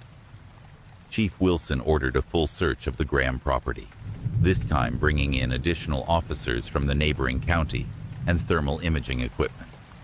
Once again, they found nothing. No evidence of any disturbance, no signs of recent human presence. A review of the technical aspects of the calls proved equally baffling. According to the 911 system logs, the first call had originated from a number that had been disconnected in 1980, the old public telephone that had once stood outside the general store, half a mile from the Graham property. The second call registered in the system with no originating data whatsoever, something the system manufacturer claimed was technically impossible. For the next 3 nights, Teresa volunteered to work the overnight shift, waiting to see if more calls would come. They did, each night at precisely 12:42 a.m., each time presenting slight variations of the same emergency. Sometimes it was Holdsworth calling about Taylor, sometimes Taylor calling about Holdsworth. In each version, the details shifted slightly, as if multiple possible versions of the same tragic event were playing out across some invisible barrier of time. On the 5th night, October 22nd, Teresa made a decision that went against all dispatch protocols. After consulting with Chief Wilson and receiving his reluctant permission, she prepared to do something no dispatcher should ever do: actively participate in what appeared to be an unfolding emergency from the past. When the call came at 12:42 a.m., it was Holdsworth's voice again, reporting Taylor's shooting. This time, instead of simply gathering information, Teresa tried a different approach. "Officer Holdsworth, listen carefully," she said when the officer finished describing the situation. "The suspect, Richard Graham, is in the main house now, but in approximately 3 minutes, he's going to exit through the back door and circle around toward your position from the west side, using the row of pine trees as cover." There was a long pause, filled only with static. "How do you know that?" Holdsworth's voice finally responded. "It's complicated, but I need you to trust me," Teresa continued. "If you remain where you are, both you and Taylor will be caught in the open. You need to move immediately to the stone wall behind the equipment shed. Take Taylor with you. There's enough cover there to protect you until backup arrives. Another pause. Who is this really? This isn't the regular dispatcher. No, it's not Margaret, Teresa acknowledged, recalling the name of the dispatcher who would have been working that night in 1979. But right now, that doesn't matter. What matters is getting you and Taylor to safety. Please, just move to the stone wall. You have less than 2 minutes now. The sound of movement came through the static, followed by labored breathing and what might have been a pained groan. We're moving, Holdsworth's voice confirmed. Taylor's hit bad, but I'm dragging him, almost at the wall now. For several tense moments, only the sounds of exertion and ragged breathing came through the line. Then, suddenly, what sounded like gunfire erupted in the background. He's shooting at where we were, Holdsworth whispered urgently. How did you know? Who are you? Before Teresa could respond, another voice broke in, the same voice that had identified itself as Officer Taylor on previous calls. Martin, backup is 2 minutes out. I can hear the sirens. Just keep pressure on your wound. We're going to make it. The call ended abruptly, as it had each previous night. Teresa sat back in her chair, her heart pounding. For the first time, both officers had survived in the narrative that played out through the mysterious calls. The next day, Teresa and Chief Wilson visited the town's historical society, digging through newspaper archives from 1979. All the articles they found confirmed the original version of events. Officer Taylor killed, Officer Holdsworth wounded, Richard Graham dead by suicide. There was no evidence that their interaction with the past had changed anything. However, when they visited the retirement community where Martin Holdsworth had lived out his final years before passing away in 2015, they discovered something remarkable. The nurse who had cared for him during his last months shared that Holdsworth had often spoken about the night that changed twice. According to the nurse, Holdsworth claimed that he had experienced 2 different versions of the shooting at the Graham farm. In his original memory, Taylor had died at the scene, and Holdsworth had carried the guilt of his partner's death for decades. But he also spoke of another memory that had appeared later in his life. One where both he and Taylor survived because they had moved to a stone wall, following a warning from a dispatcher who knew the future. The nurse had attributed these dual memories to the confusion of age and the medication Holdsworth was taking. But she also shared one more detail. In the weeks before his death, Holdsworth had repeatedly asked to have his old police radio placed beside his bed. On several occasions, staff had found him speaking into it in the middle of the night, always at the same time, 12:42 a.m., apparently trying to warn someone about a danger at the Graham farm. In the months that followed, no more mysterious calls came through to the Millfield Dispatch Center. Teresa continued her work, as she had for over 2 decades, but with a new perspective on what it meant to be the voice on the other end of an emergency call. The station house itself became the subject of renewed interest when, during renovations to the dispatch center, workers discovered something unexpected in the wall cavity behind Teresa's workstation, an old police radio, vintage 1970s, that had apparently been sealed into the wall during previous renovations. Despite having no power source and missing key components, the radio's frequency dial was set to the exact channel that had been used by Millfield Police in 1979. Technical experts could provide no explanation for how a derelict radio sealed in a wall could have facilitated the impossible communications Teresa had experienced. The radio was placed in a display case in the station house lobby, alongside the memorial plaque for Officer Taylor. Teresa Collins retired from her position as dispatcher in 2023 after 23 years of service. At her retirement ceremony, she was presented with a special commendation for her dedication to the safety of Millfield's citizens. In this time and all others, the unusual citation read.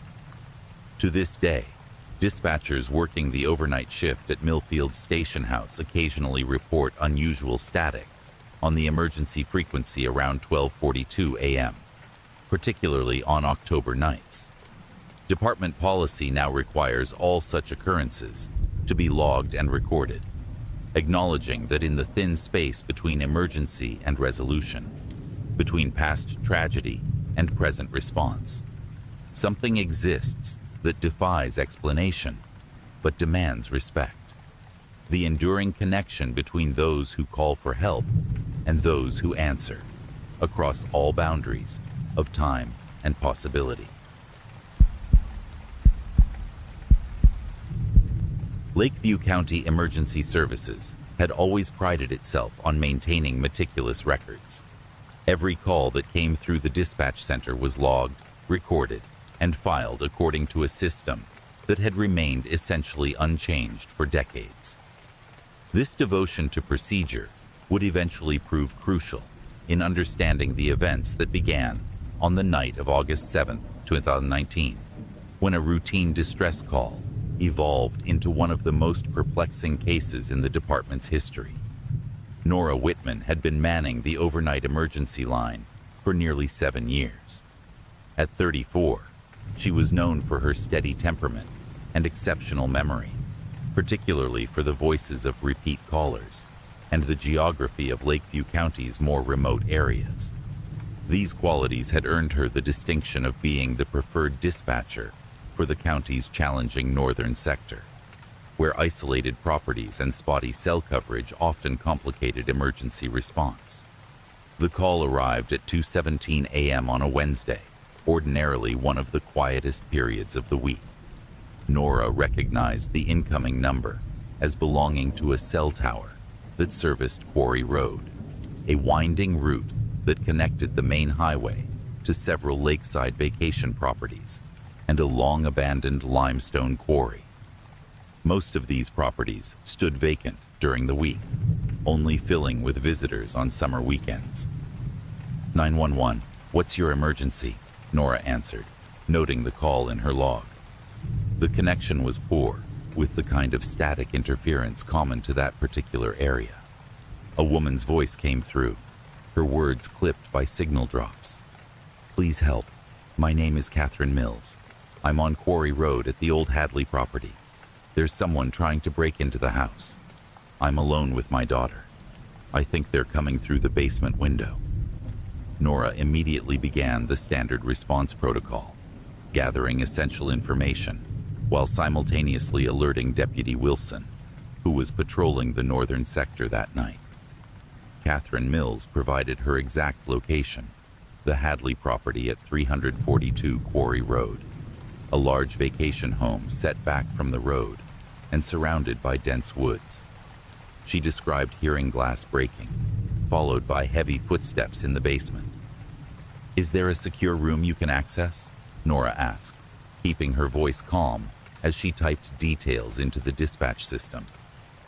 Catherine explained that she and her 8-year-old daughter, Emma, had locked themselves in an upstairs bathroom. She had her cell phone and a pair of scissors for protection. The intruder was still in the house, and she could now hear them moving on the first floor. Help is on the way, Nora assured her. Deputy Wilson is 12 minutes from your location. Can you stay on the line with me? Catherine agreed, her breathing audible as she tried to remain quiet. She whispered to her daughter, reassuring her that help was coming. For several minutes, Nora kept Catherine talking, gathering information about the layout of the house and any potential weapons the intruder might access. Then Catherine's voice suddenly dropped to a nearly inaudible whisper. They're coming up the stairs now. Slow, heavy steps. They know we're here. Nora checked the status of Deputy Wilson's response. He was still 8 minutes out. Try to remain completely silent, she instructed. Don't make any noise. For nearly a minute, There was nothing but the sound of controlled breathing from Catherine's end of the line. Then a sharp intake of breath. "They're right outside the bathroom door," Catherine whispered, terror evident in her voice. "I can see the shadow of their feet in the gap under the door. They're just standing there." Nora continued to type, updating Deputy Wilson on the escalating situation. "Don't make any sound," she repeated. "Help is almost there." What happened next would become the subject of extensive investigation. Catherine's breathing suddenly quickened, and she gasped. "The doorknob is turning. Oh God. Emma, get behind me. Get in the tub." Nora could hear muffled movements, a child's frightened whimper. Then Catherine spoke again, her voice tight with controlled panic. "The door is opening. I can see them. It's..." The line went dead. Nora immediately tried calling back. No answer. She updated Deputy Wilson, who was now 5 minutes away, advising him that contact had been lost, and the situation should be treated as a home invasion in progress with potential hostages. What Deputy Wilson discovered upon arriving at 342 Quarry Road defied explanation. The Hadley property was completely dark and appeared undisturbed. After carefully approaching and announcing his presence, he found the house locked and secure, with no signs of forced entry. Using the homeowner's contact information from county records, he called the property owner, a Mr. James Hadley, who confirmed that no one should be in the house midweek. Hadley provided the location of a hidden key, allowing Deputy Wilson to enter and conduct a thorough search. The house was empty. No Catherine Mills, no child named Emma, no intruder. Nothing appeared disturbed or out of place. All windows and doors were intact and locked from the inside, except for the front door through which Deputy Wilson had entered. The apparent hoax call might have been dismissed as a cruel prank, had it not been for Nora's insistence that something wasn't right. The fear in Catherine Mills' voice had been genuine, and the details she provided about the house's layout matched the actual interior of the Hadley property. This suggested either intimate knowledge of the house or that she had indeed been inside during the call. The following morning, Sheriff Laura Martinez authorized a formal investigation. The first step was to trace the phone number from which the call had originated. This led to the first unsettling discovery. The number didn't belong to anyone named Catherine Mills. It was registered to a Roger Brennan, a 67-year-old retiree from Chicago, who owned a vacation property 3 miles from the Hadley house. When contacted, Brennan was puzzled by the information.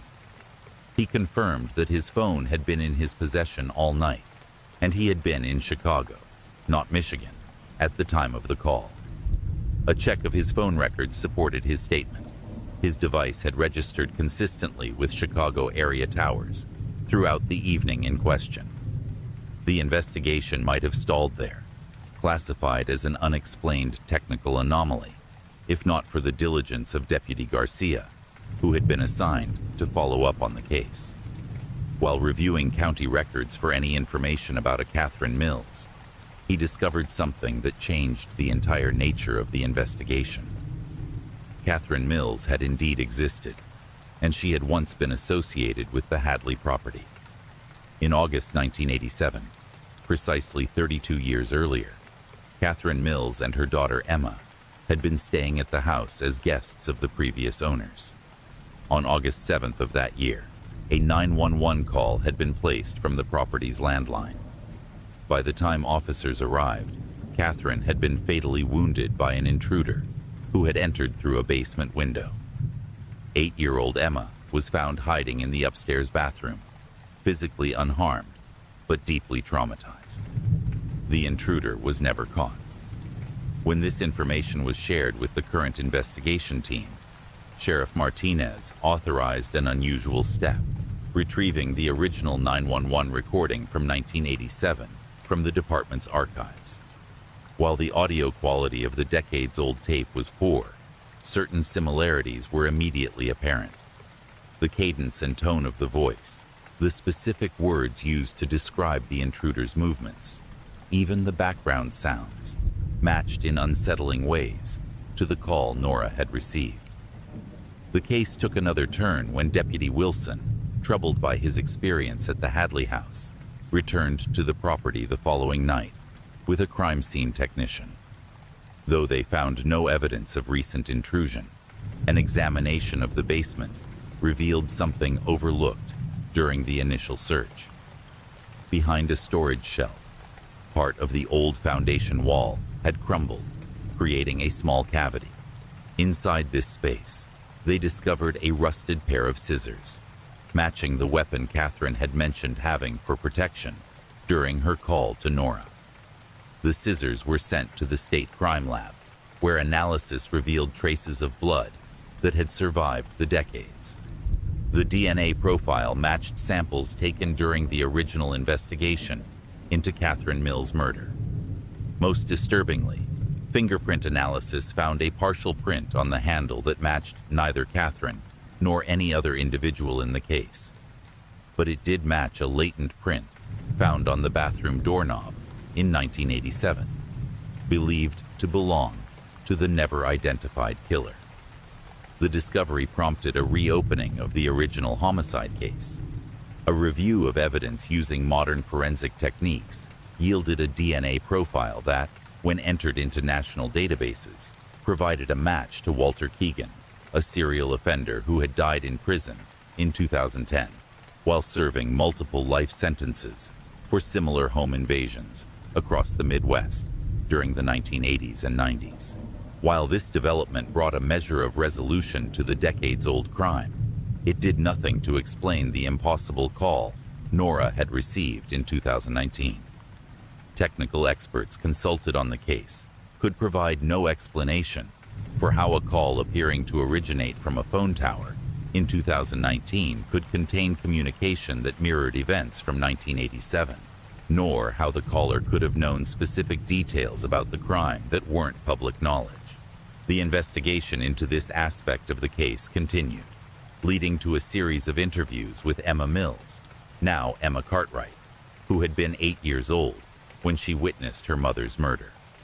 Now a professor of physics at the University of Michigan. Dr. Cartwright's response to learning about the 2019 call was not what investigators expected. Rather than dismissing the incident as impossible, she shared that for years following her mother's death, she had experienced what she described as echo moments, periods where she felt time was somehow folding back on itself. These experiences had eventually led to her academic focus on theoretical physics, particularly the study of nonlinear time. "What you're describing," she told Sheriff Martinez during their interview, "is consistent with what some physicists call a temporal impression, a moment of extreme trauma or emotional intensity that leaves a kind of echo in both space and time. Under very specific conditions, these impressions can briefly reconnect with our timeline." When asked what might have triggered such a phenomenon, Dr. Cartwright pointed to an unusual celestial alignment that had occurred on August 7, 2019. Astronomical records confirmed that the precise configuration of planets visible that night mirrored the arrangement present on the same date in 1987, a coincidence that occurs only once every several decades. Dr. Cartwright also revealed something she had never shared publicly. In the moments before her mother was killed, Catherine had been on the phone with emergency services. Emma, hiding in the bathtub as instructed, had heard her mother's side of the call, details that matched what Nora had heard in 2019. "My mother's last act was to try to save me," Dr. Cartwright explained. "Her fear, her desperation to protect me, that kind of emotional intensity doesn't simply disappear. Perhaps under the right conditions, it finds a way to echo forward."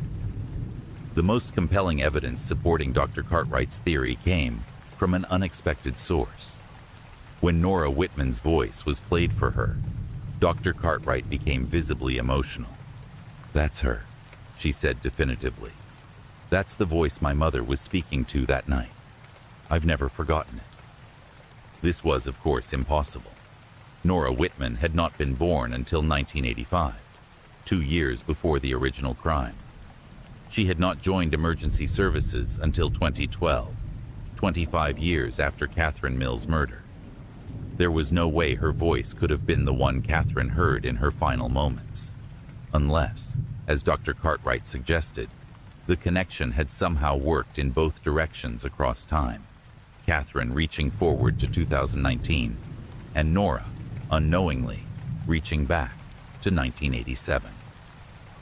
The Lakeview County Sheriff's Department officially classified the 2019 call as resolved, following the identification of Walter Keegan as Catherine Mills' killer.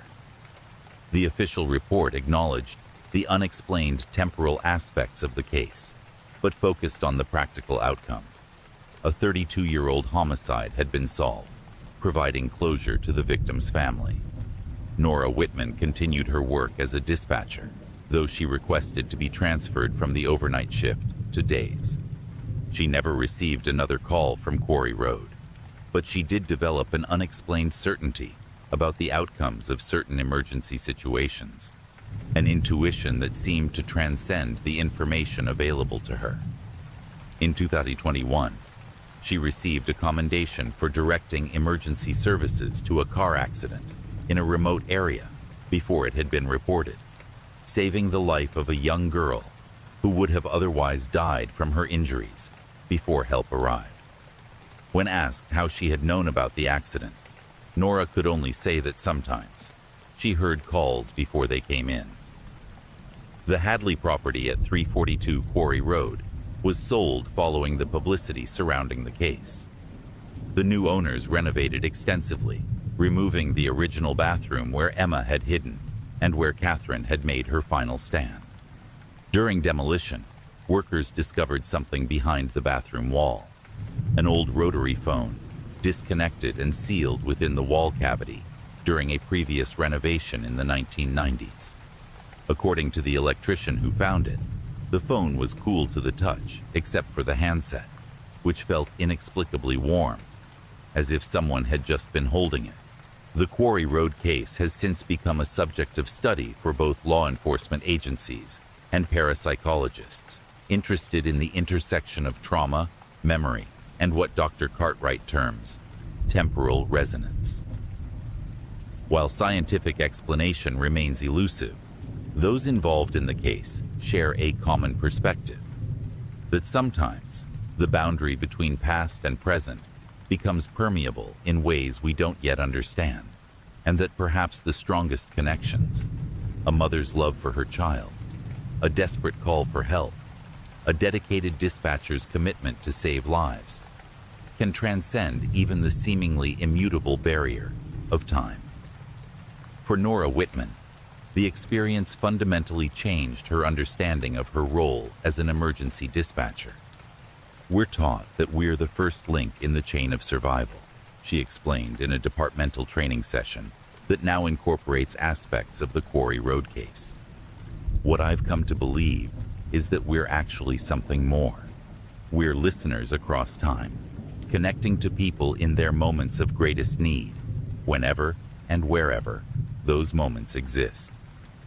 The recording of the 2019 call remains in the Lakeview County Sheriff's Department archives, alongside the digitized version of the 1987 original.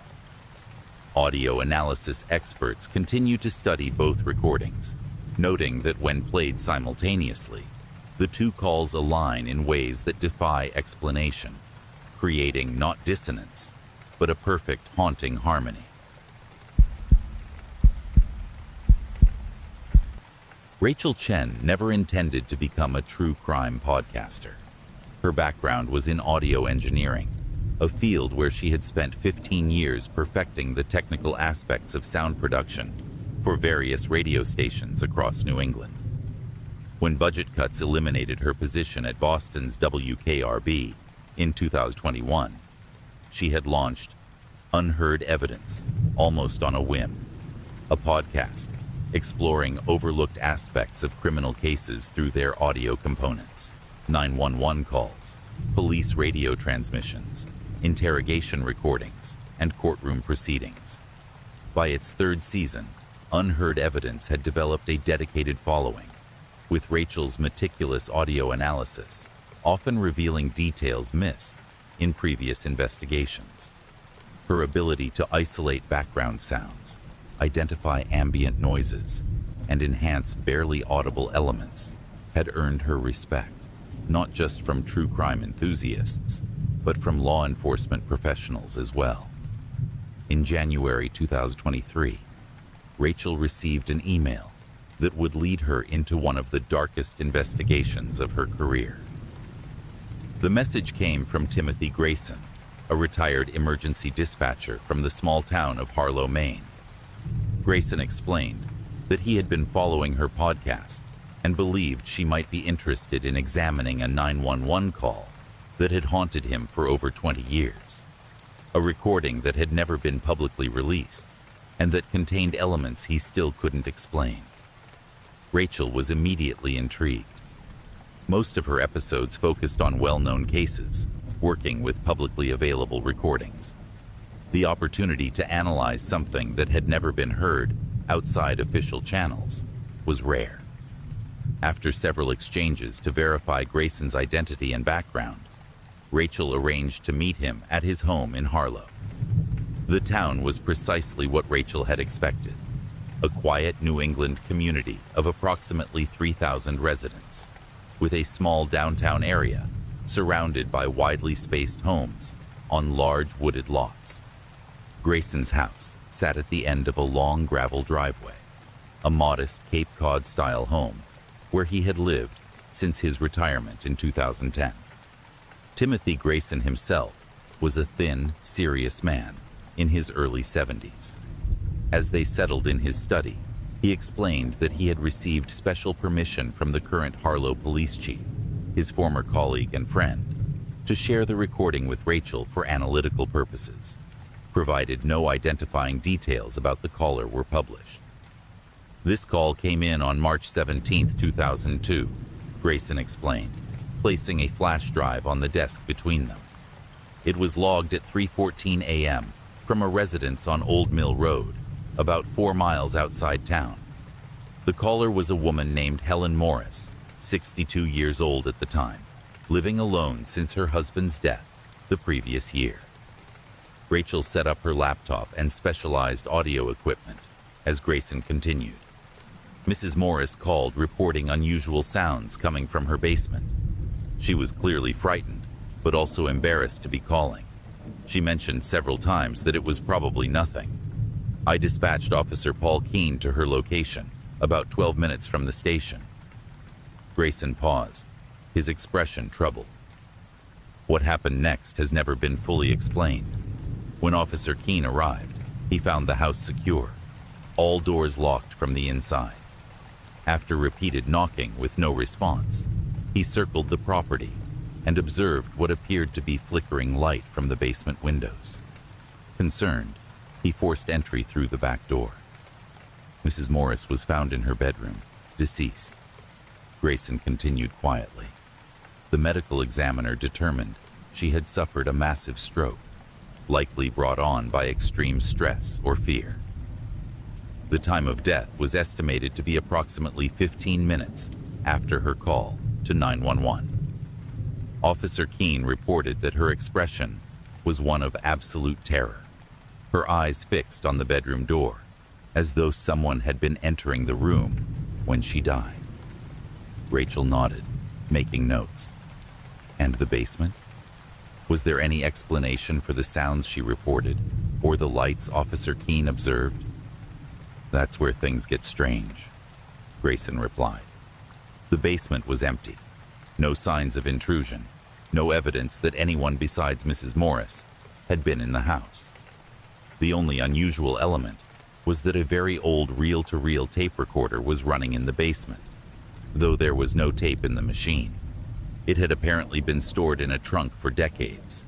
Her late husband had been an amateur audio enthusiast, and there was no clear explanation for how it had been set up and activated.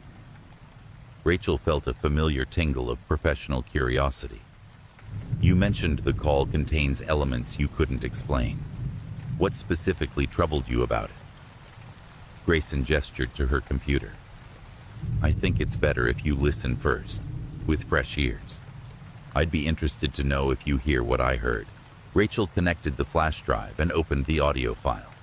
After adjusting her settings to optimize the quality, she began playback, listening through professional-grade headphones, while a secondary recording captured the session for her later reference. The call began typically enough, with Grayson's younger voice answering the emergency line. Helen Morris identified herself immediately, her voice elderly but clear, apologizing repeatedly for calling about what might be nothing. She explained that she had been awakened by sounds from her basement, what she described as mechanical whirring, followed by what sounded like voices. I know how this must sound, Helen told Grayson on the recording. A widow alone in a big house, imagining things. But I've lived here for 40 years, and I know every normal sound this house makes. This is different. It sounds like someone is playing old recordings down there. Grayson assured her that Officer Keene was on his way and asked her to stay on the line. For several minutes, the call contained only Helen's increasingly nervous breathing and occasional comments about the continuing sounds. Then, approximately 8 minutes into the recording, Helen gasped. The sounds have stopped, she told Grayson, but now I hear footsteps on the basement stairs. Rachel leaned forward, adjusting the equalization to better isolate the background sounds. There were indeed faint creaking noises consistent with weight on wooden steps. Helen's breathing quickened. There's someone in the hallway now, Helen whispered. I can see a shadow under my bedroom door. The quality of the call changed subtly at this point, a barely perceptible shift in the audio characteristics that Rachel immediately recognized as the activation of a recording device on Helen's end of the call. It was as though the entire ambient sound profile had been doubled, creating a strange echoing quality that wouldn't be noticeable to an untrained ear. My door is opening, Helen whispered, genuine terror in her voice. Then she made a confused sound. There's no one there, but the door opened by itself. I don't Helen's voice cut off mid-word, replaced by a sharp intake of breath. What followed was a sequence of sounds that made Rachel's professional detachment falter. A gasping, choking noise, then a thump as though the phone had dropped, followed by silence. Grayson's voice could be heard repeatedly, asking Helen to respond.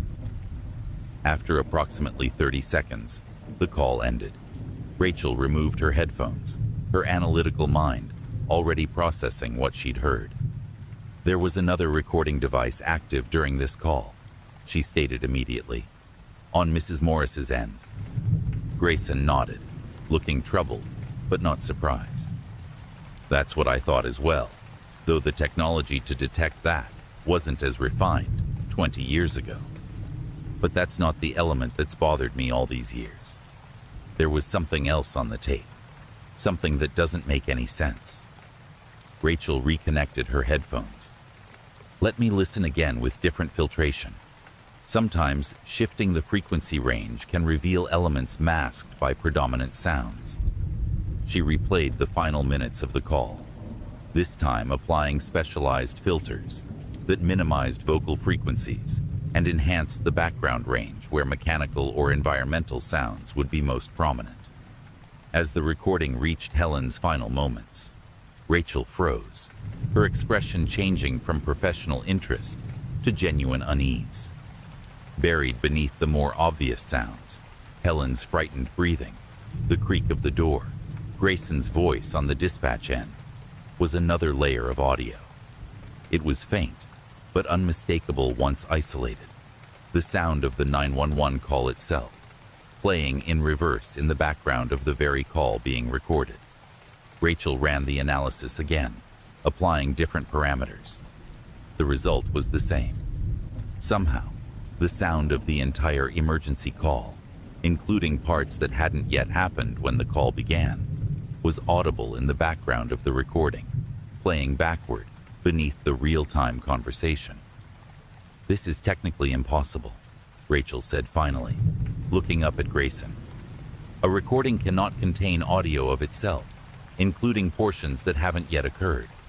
It violates basic principles of causality." Grayson's expression confirmed that he had reached the same conclusion years earlier. "That's what's haunted me about this call. It's as though the entire conversation was preordained, already recorded before it even took place." Rachel spent the next several hours applying every analytical technique in her considerable arsenal. The results were consistently disturbing. The reversed 911 call playing beneath the original wasn't simply a loop or echo.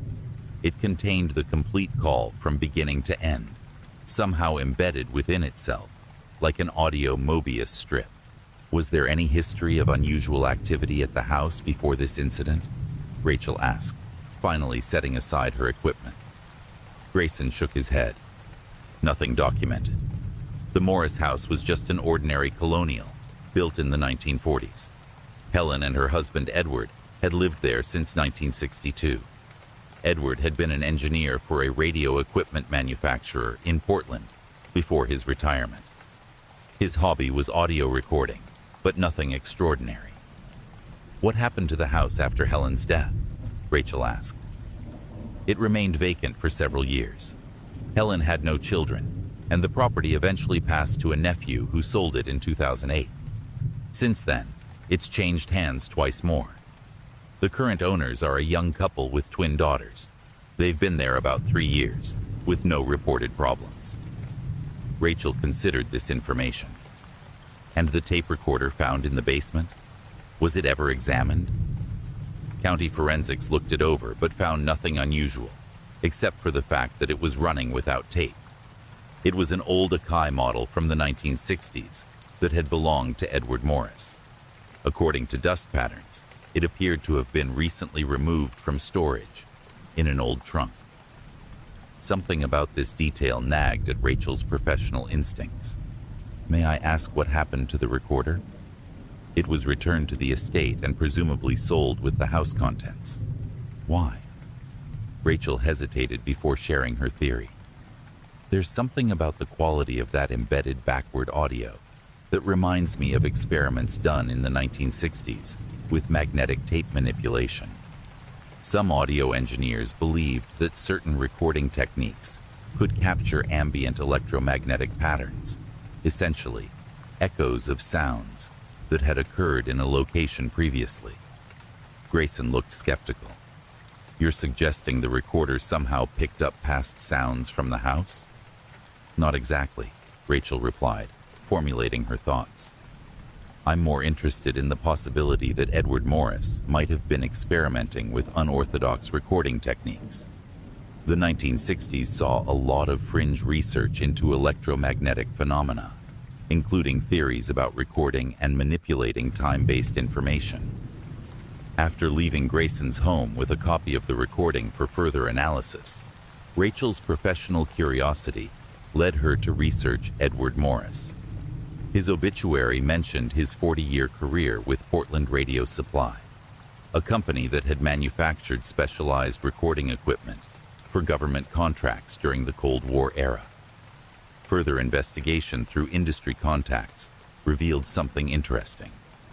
Portland Radio Supply had been a subcontractor for Project Axiom, a classified military research initiative focusing on what was euphemistically termed non-traditional information capture methods during the 1960s and early 1970s.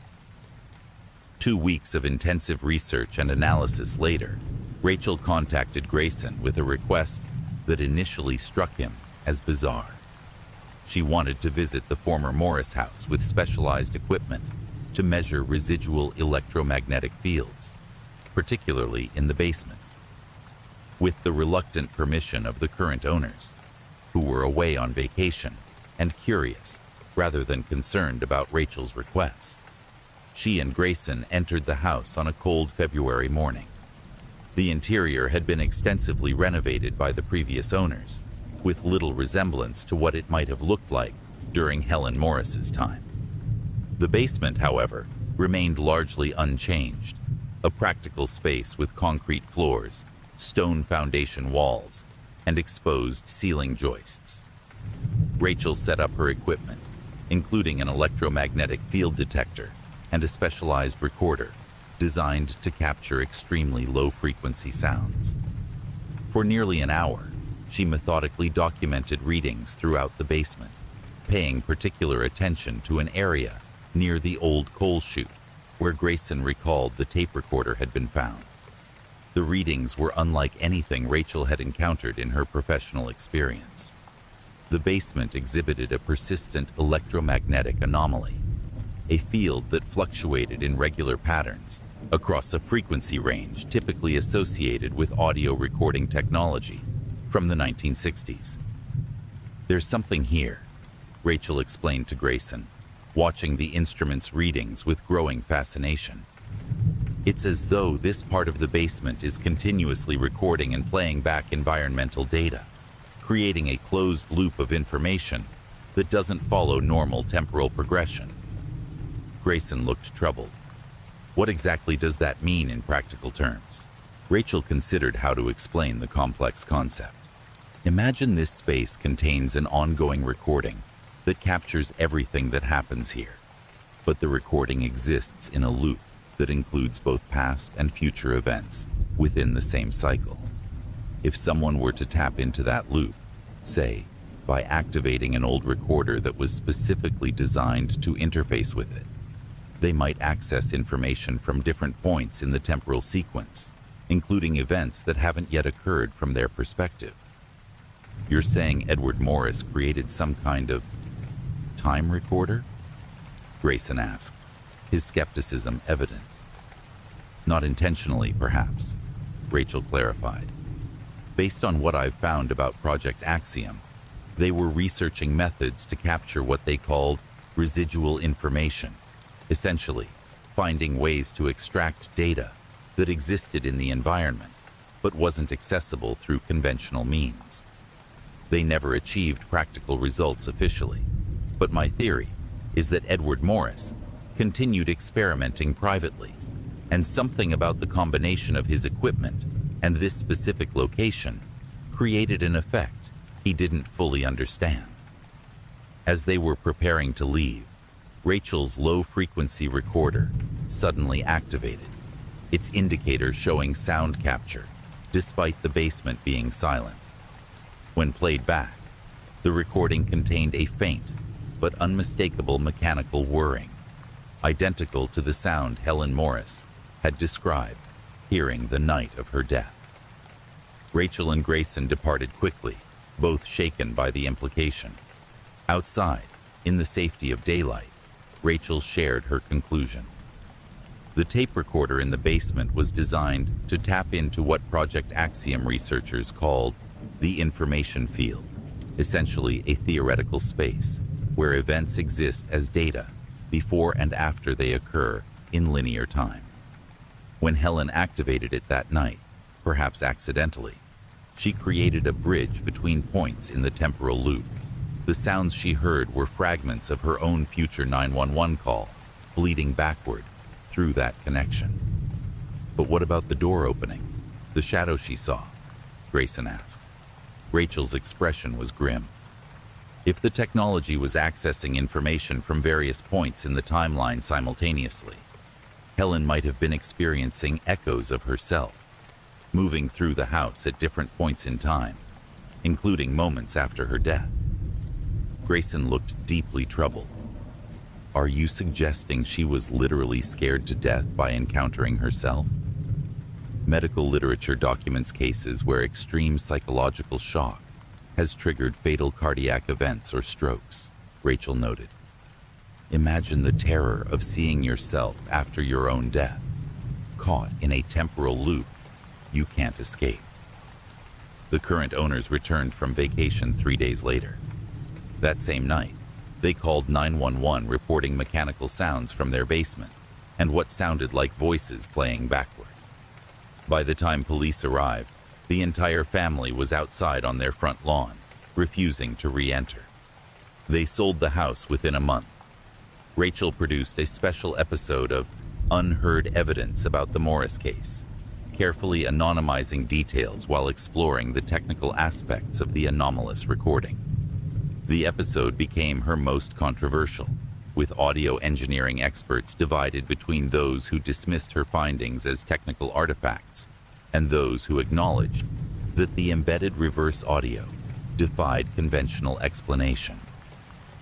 3 months after the episode aired, Rachel received a small package containing an ancient reel of recording tape and a note.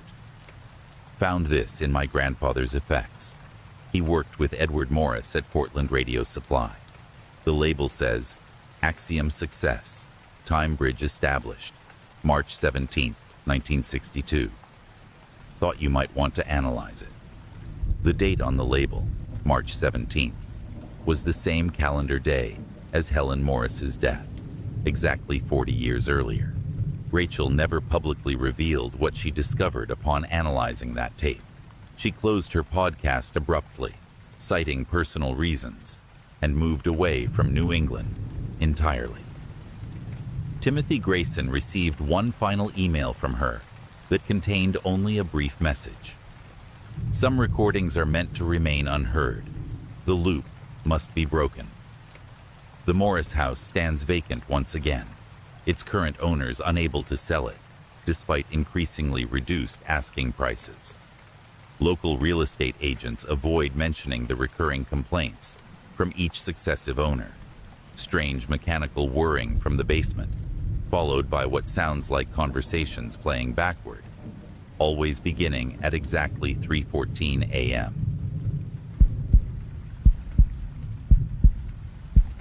Morgan Reed had worked as an emergency services dispatcher for 7 years in the quiet township of Pine Haven, a community of approximately 20,000 residents nestled in the forested highlands of northern Pennsylvania. Most calls that came through the county's emergency line involved minor car accidents, medical emergencies, and the occasional domestic dispute. Violent crime was rare. Major emergencies were infrequent, and the job, while important, followed predictable patterns. This predictability made the events of October 22, 2023, all the more disturbing. Morgan had been assigned the overnight shift, covering the hours between midnight and 8 o'clock a.m. These shifts were typically quiet, with call volume dropping significantly after 2 o'clock a.m. Morgan had developed a routine for these overnight hours, reviewing protocols, completing required training modules, and occasionally reading during extended periods of inactivity, always with one ear attuned to the emergency line. At 3:27 a.m., the emergency line activated. Morgan responded according to protocol, identifying the service and requesting information about the nature of the emergency. The connection was poor, with significant static interference. Through the disruption, Morgan could make out a woman's voice, speaking so quietly it was nearly inaudible. "I need help," the woman said, her voice trembling. "There's someone in my house. I can hear them moving around downstairs." Morgan immediately began the standard response procedure, gathering essential information while simultaneously alerting the on-duty patrol officers. The caller identified herself as Elaine Sanders, residing at 43 Laurel Lane, a residential address in one of Pine Haven's older neighborhoods. Ms. Sanders explained that she had been awakened by sounds from her first floor and had locked herself in her bedroom. She was alone in the house and terrified. "Units are on their way to your location now," Morgan assured her, noting that the closest patrol car was approximately 8 minutes from Laurel Lane. "Can you tell me if you've seen the intruder or just heard them?" Elaine's response was fragmented by static, but she indicated she had only heard movement, footsteps on the stairs, the sound of doors opening, and what she described as dragging noises across her hardwood floors. She had no firearms or other weapons for self-defense, only a pair of scissors she had grabbed from her bedside table. "Stay on the line with me," Morgan instructed, keeping her voice calm and reassuring while monitoring the responding officer's progress. "The officers are getting close. Try to remain as quiet as possible." For nearly 2 minutes, Morgan listened to Elaine's controlled breathing. Then the woman gasped. "The footsteps are outside my bedroom now," she whispered. "They've stopped right outside my door." Morgan continued to provide reassurance, informing Elaine that officers were now only 3 minutes away.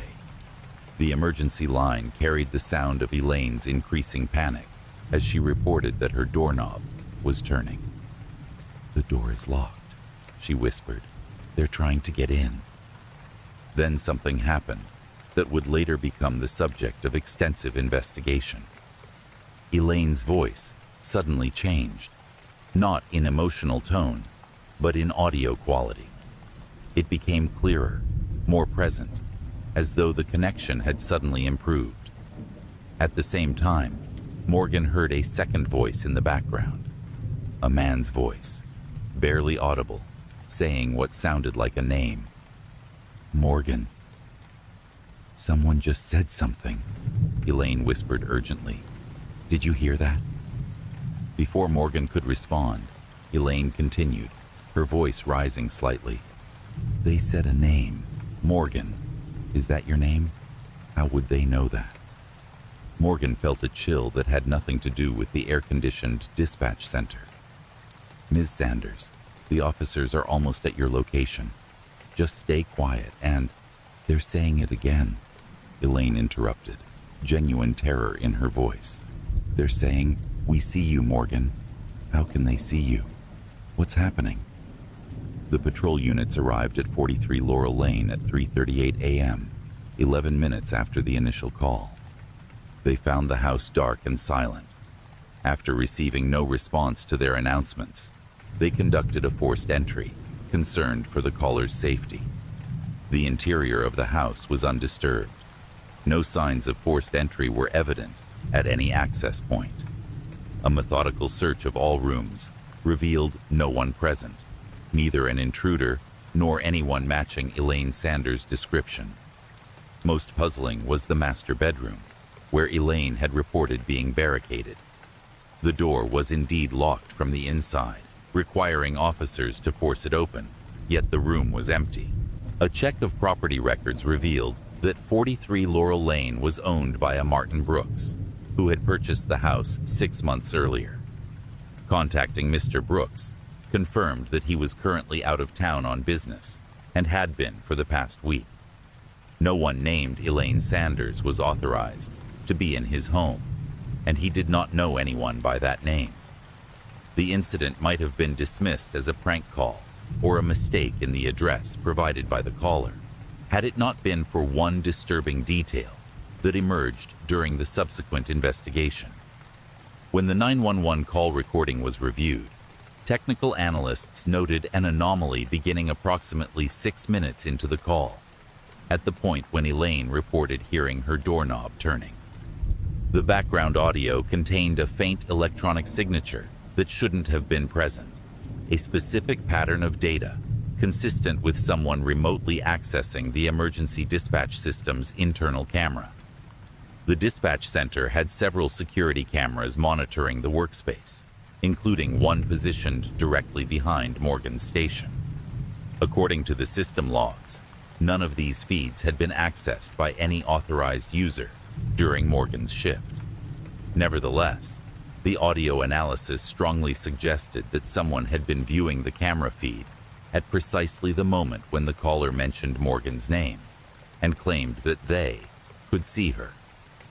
More disturbing still, the remote access appeared to have originated from a mobile device within Pinehaven, specifically from the vicinity of Laurel Lane.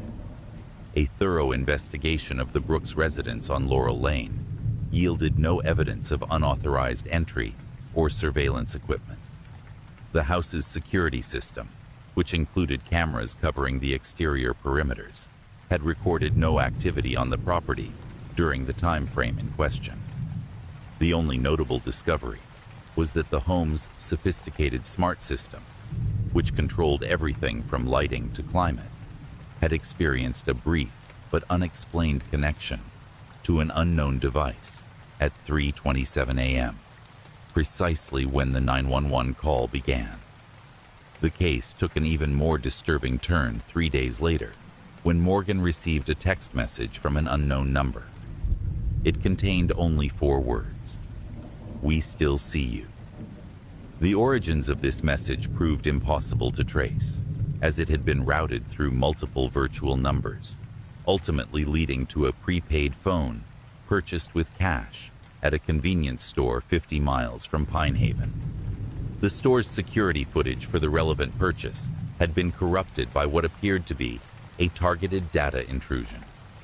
Morgan requested a temporary transfer to daytime shifts, which was granted immediately.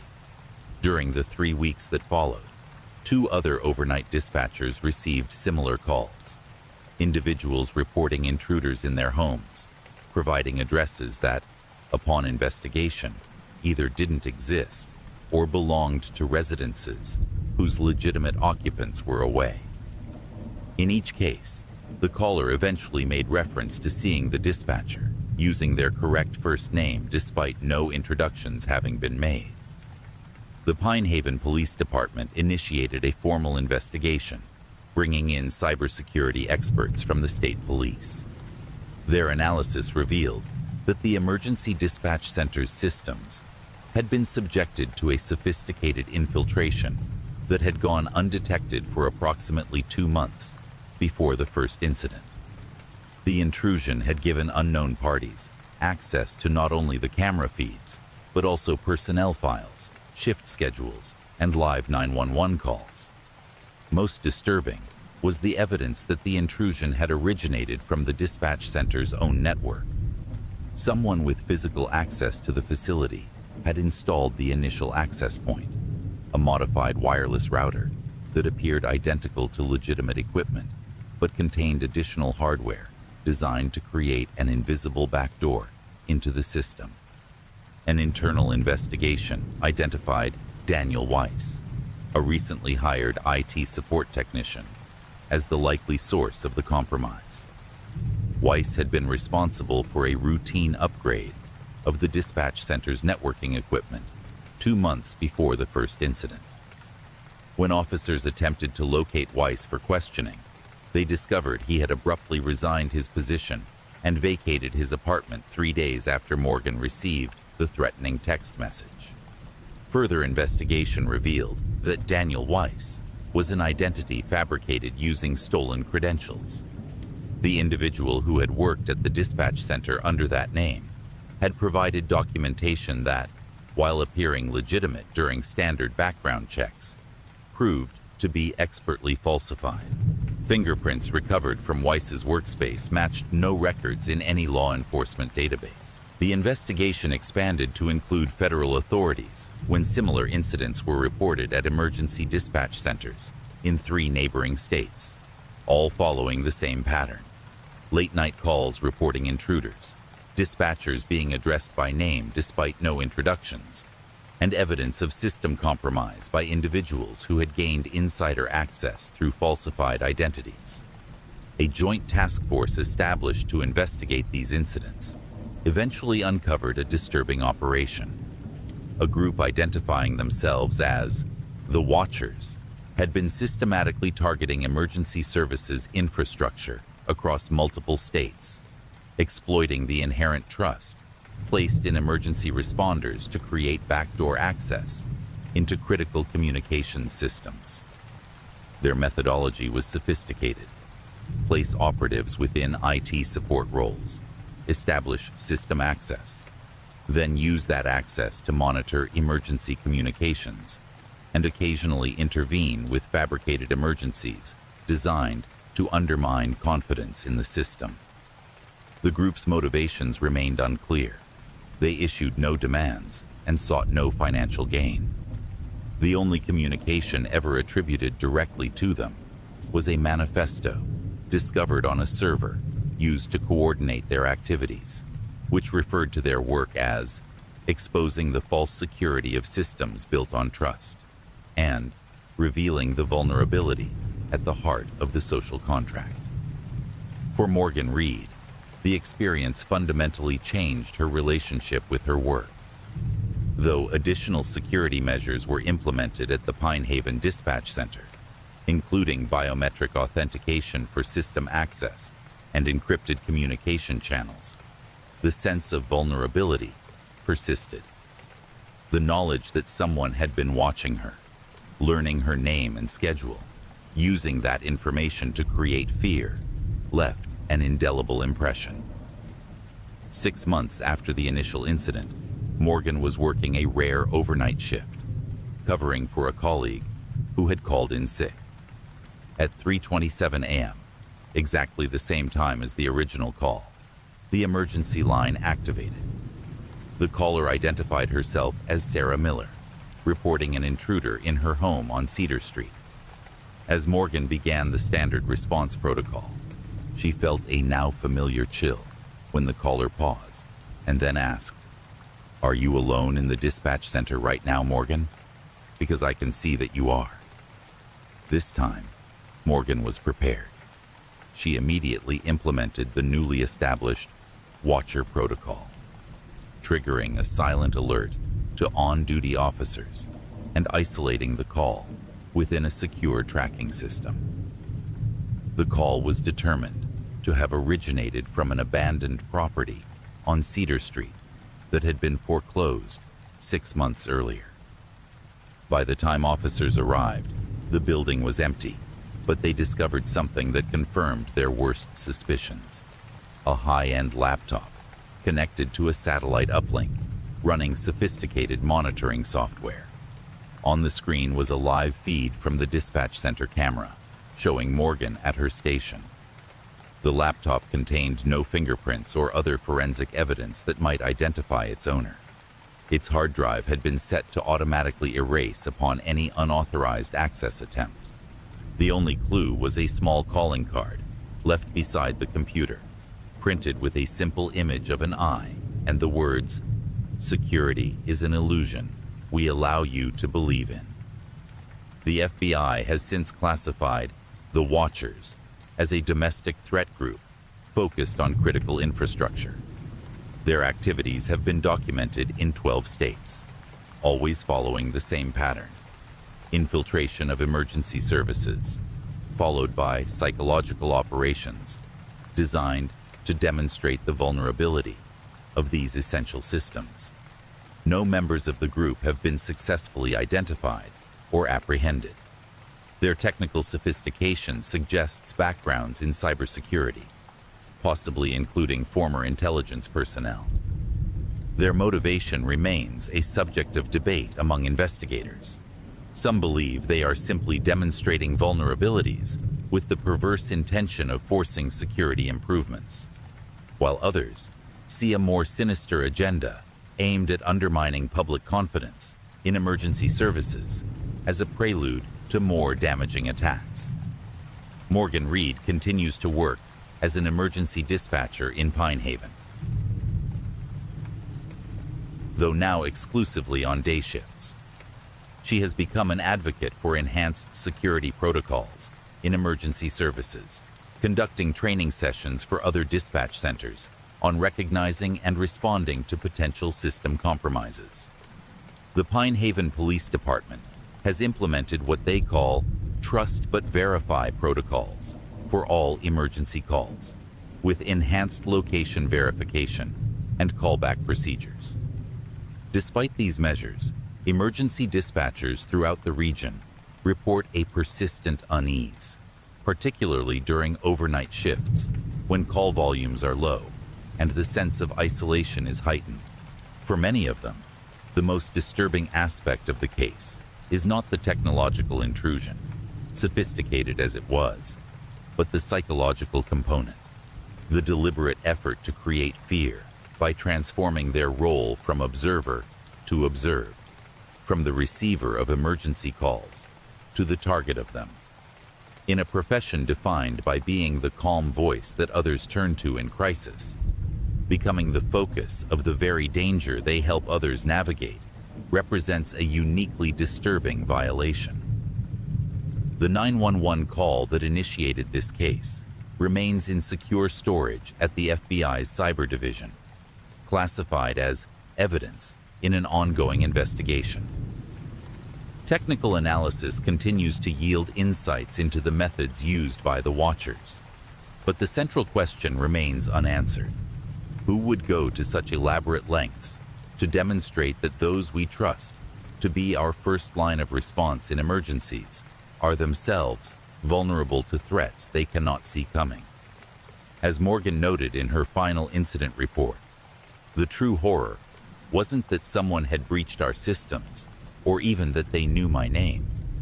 It was the realization that while I was focused on helping someone I believed was in danger, I was actually the one being watched, studied, and targeted. We trained to be the connection between those in peril and those who can help.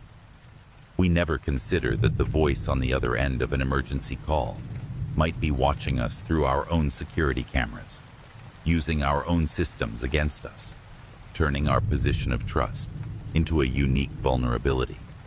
Sometimes the call is coming from inside the house, but the house is where we work, and the caller knows exactly where we sit, what we look like, and how to reach us when we're alone.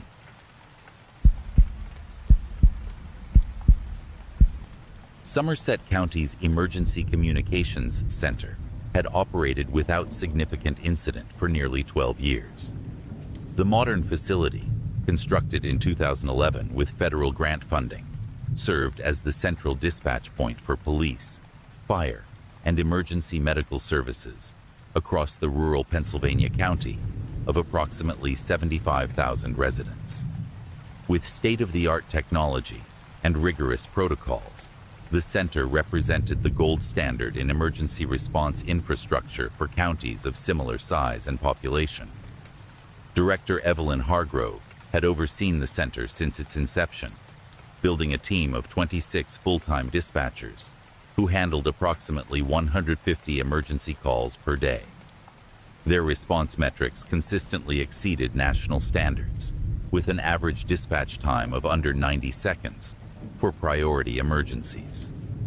The center had endured its share of challenges, severe weather events, occasional system upgrades, and the standard range of emergencies typical to rural communities. Nothing, however, had prepared them for the events that began on November 14, 2023. The trouble started at 11:42 p.m. during the overnight shift, when all 7 active dispatch stations simultaneously lost power. The sudden darkness was immediately addressed by the building's emergency generator, which activated within 8 seconds as designed. During those brief moments of darkness, however, something unprecedented occurred.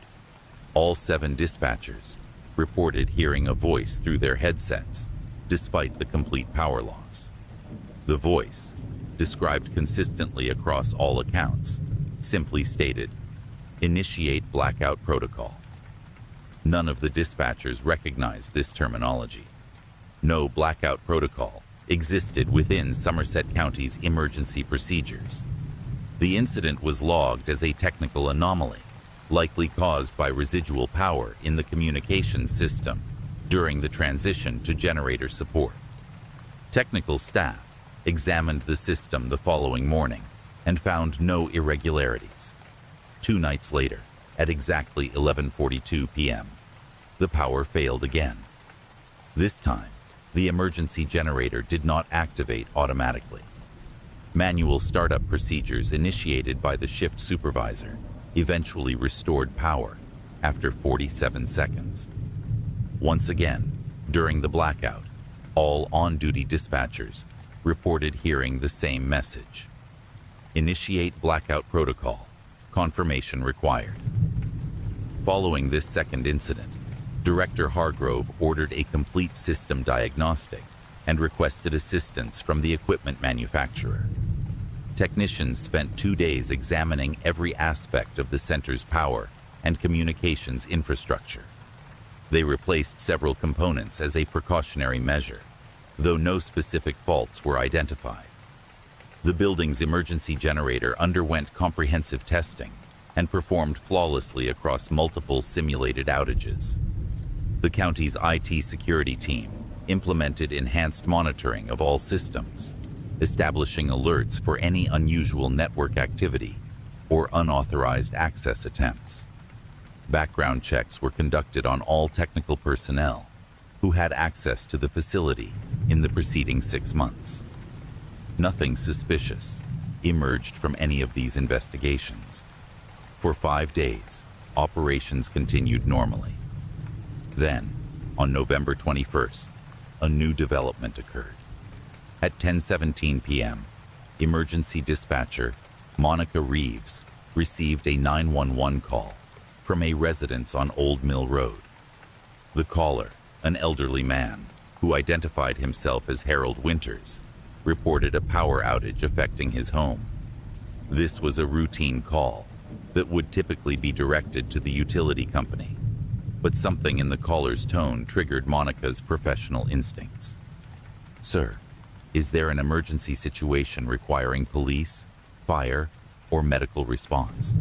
Monica asked, following standard protocol for non-emergency calls. The caller's response was peculiar. "Not yet," he said, his voice suddenly shifting to a mechanical flatness. "But there will be at 11:42. Initiate blackout protocol." Monica immediately notified her supervisor. The call was traced to a landline registered to Harold and Margaret Winters at 1457 Old Mill Road. Deputy Sheriff Thomas Grayson was dispatched to conduct a welfare check. Upon arriving at the residence, Deputy Grayson found an unoccupied property that appeared to have been vacant for some time. Neighbors confirmed that Harold Winters had passed away 3 years earlier, and his widow had moved to a care facility in Pittsburgh shortly thereafter. The house had remained unoccupied while tied up in estate proceedings. Most disturbing was the discovery that the home's electricity had been disconnected by the utility company 2 years prior. The landline telephone service had been terminated at the same time. There was no operational phone from which the call could have originated. While this investigation was underway, Director Hargrove ordered additional security measures at the communications center. All non-essential personnel were restricted from accessing the facility. A deputy sheriff was stationed on site during the overnight shift. IT security implemented continuous monitoring of all communications systems. At exactly 11:42 p.m., despite these precautions, the facility experienced its third power failure. This time, both the primary power and the emergency generator failed simultaneously. Emergency battery backups provided minimal lighting, but all communications systems went offline completely. The facility remained in darkness for exactly 7 minutes before power was mysteriously restored without intervention from technical personnel. During the blackout, all 9 dispatchers on duty, the shift supervisor, Director Hargrove, and the deputy sheriff assigned to security detail reported the same experience. A voice, now louder and more insistent, delivering an extended message. Initiate blackout protocol. Final warning. November 23rd, 11:42 p.m. Complete communications blackout will commence. The event prompted Director Hargrove to contact state authorities. The Pennsylvania Emergency Management Agency dispatched a technical team specialized in critical infrastructure protection. They arrived the following morning and began a comprehensive security assessment of the facility. Throughout November 22nd, technical specialists monitored all systems, while additional law enforcement personnel secured the physical premises. State police cyber analysts examined the center's networks for any evidence of intrusion or manipulation. Physical inspections of all equipment were conducted, including detailed examination of the power distribution systems and backup generators. By the evening of November 22nd, no definitive explanation had been identified. As a precautionary measure, Director Hargrove activated the center's contingency plan, transitioning essential operations to the backup facility located at the county courthouse. A skeleton crew remained at the main communications center to maintain continuity, while the majority of dispatchers relocated to the backup site. At 10:17 p.m. on November 22nd, simultaneous 911 calls were received at both facilities. At the main center, dispatcher James Holloway took the call, while at the backup facility, the same call was routed to dispatcher Catherine Chen. Both dispatchers reported identical experiences. A caller identifying himself as Harold Winters, reporting that the blackout begins in 85 minutes before disconnecting. Both calls were traced to different locations, one originating from a cell tower near the long-abandoned Somerset Coal Company mine, the other from a payphone at a closed gas station on Route 219. Deputies dispatched to both locations found no one present. Director Hargrove convened an emergency meeting with county officials, law enforcement leadership, and the technical specialists from the state. The decision was made to implement extraordinary measures. All emergency services would switch to backup radio systems, operating on frequencies different from their standard channels.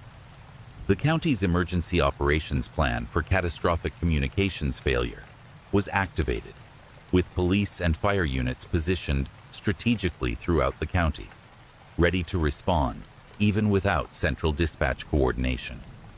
At 11:30 p.m., Director Hargrove made a final inspection of both facilities. Everything appeared to be functioning normally, with enhanced security in place and all systems showing normal operation. At 11:40 p.m., as a final precaution, she ordered a manual shutdown of non-essential systems at the main facility, maintaining only basic emergency communications capabilities. At precisely 11:42 p.m., as predicted, both facilities experienced complete power failures simultaneously, including all backup systems and emergency generators. More alarmingly, all portable radios carried by emergency personnel throughout the county also failed at the same moment, their batteries instantly depleted. Cell phones, satellite phones, and even battery-powered flashlights carried by personnel within both facilities ceased functioning. The county was plunged into a communications blackout, more complete than anything anticipated in even the most extreme emergency planning scenarios. For exactly 17 minutes, no electronic communications functioned anywhere in Somerset County. When systems finally reactivated at 11:59 p.m., the first priority was accounting for personnel and assessing any emergencies that had occurred during the blackout. Remarkably, no calls had been missed, because no calls had been possible. The entire county's communications infrastructure had been rendered inoperative. As systems were carefully brought back online, a disturbing discovery emerged. Every computer screen in both facilities displayed the same message: blackout protocol complete, anniversary acknowledged. Investigation of this message led Director Hargrove to county historical records. What she discovered sent a chill through everyone involved in the investigation. On November 23, 1950, exactly 73 years earlier to the day, the worst mining disaster in Somerset County history had occurred. At precisely 11:42 p.m., a catastrophic collapse at the Somerset Coal Company mine had trapped 27 miners underground. When rescuers finally reached the trapped men 17 minutes later, all communication attempts had failed. All 27 miners perished. The subsequent investigation revealed that despite multiple warnings about unsafe conditions, the mining company had forced the men to continue working. More disturbing still, the miners had attempted to call for help before the collapse, but their calls had been deliberately ignored by the company dispatcher, who had been instructed to implement what company documents referred to as Protocol B, blackout, a procedure for disregarding safety warnings from specific mine sections. Among the victims of the disaster was Harold Winters, age 32, who had tried repeatedly to alert authorities to the dangerous conditions in the hours before the collapse. Records indicated his calls had been systematically blocked by the company's communications office. The connection might have been dismissed as a disturbing coincidence, if not for one additional detail discovered in the historical archive. The mining company's communications center had been located in the exact location where Somerset County's main emergency dispatch facility now stood. The backup facility at the courthouse stood on the former site of the company's administrative offices, where executives had given the orders to implement Protocol B. In the weeks that followed, extensive security measures and technical safeguards were implemented at both facilities. No further incidents occurred, and no explanation was ever found for how the coordinated failures had been possible across so many independent systems. Technical experts from federal agencies, including the Department of Homeland Security, conducted extensive investigations but found no evidence of outside interference or technical cause for the synchronized failures. 1 year later, as the anniversary approached, Director Hargrove made a decision that county officials found peculiar but ultimately supported. On November 23, 2024, at 11:42 p.m., she ordered a deliberate 17-minute shutdown of all communications systems. During this planned blackout, emergency services operated under prearranged protocols developed specifically for this period. At each dispatch console, dispatchers placed a simple printed card acknowledging the 1950 mining disaster and the 27 men who died when their calls for help went unanswered. The cards read simply, "We hear you. We will always answer." No further unexplained incidents have occurred at the Somerset County Emergency Communications Facilities.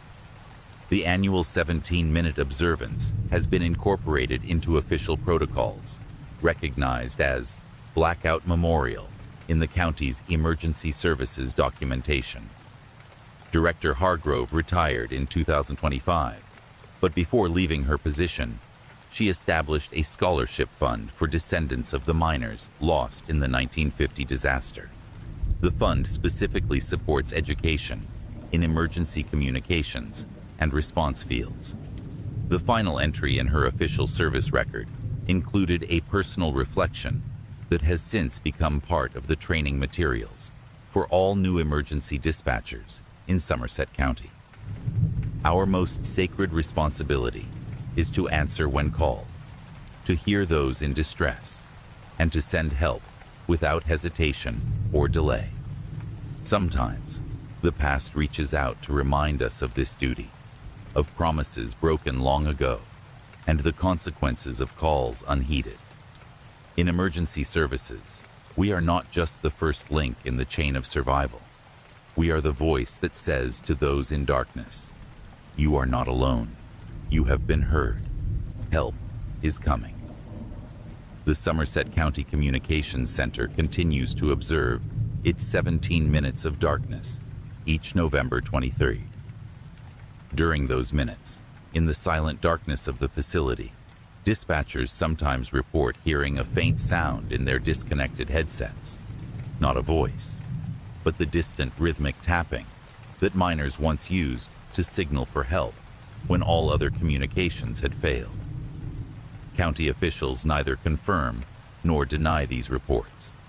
They simply ensure that at 11:59 p.m., when all systems reactivate, the first action taken by each dispatcher is to speak into their headset. "We hear you. Help is coming." It is perhaps an answer 73 years delayed, but an answer nonetheless. The rural community of Evergreen Valley prided itself on maintaining traditions despite the inexorable march of modernization. Nestled in the northwestern corner of Oregon, the town of approximately 3,800 residents had only recently upgraded its emergency response infrastructure in 2019, moving from an antiquated system that had served since the early 1990s to a modern digital platform. Despite this technological advancement, the heart of the system remained unchanged, local people serving their community, often across generations. Marion Hayes had been the night shift emergency dispatcher for over 23 years, a position she had assumed after her father had retired from the same role. The Hayes family had provided emergency dispatch services to Evergreen Valley for nearly 50 years, establishing a legacy of dedication that had earned them considerable respect throughout the region. Marion operated from the dispatch center in the town's municipal building, a renovated structure that had once served as a radio station during the 1950s. At 2:14 a.m. on December 7, 2023, Marion received a call that would fundamentally challenge her understanding of her profession and her community. The initial call appeared routine on the surface. The digital display indicated it originated from the Pinewood Senior Living Facility on the outskirts of town. The facility housed approximately 40 residents and occasionally required emergency medical services, typically for issues related to falls or cardiac events.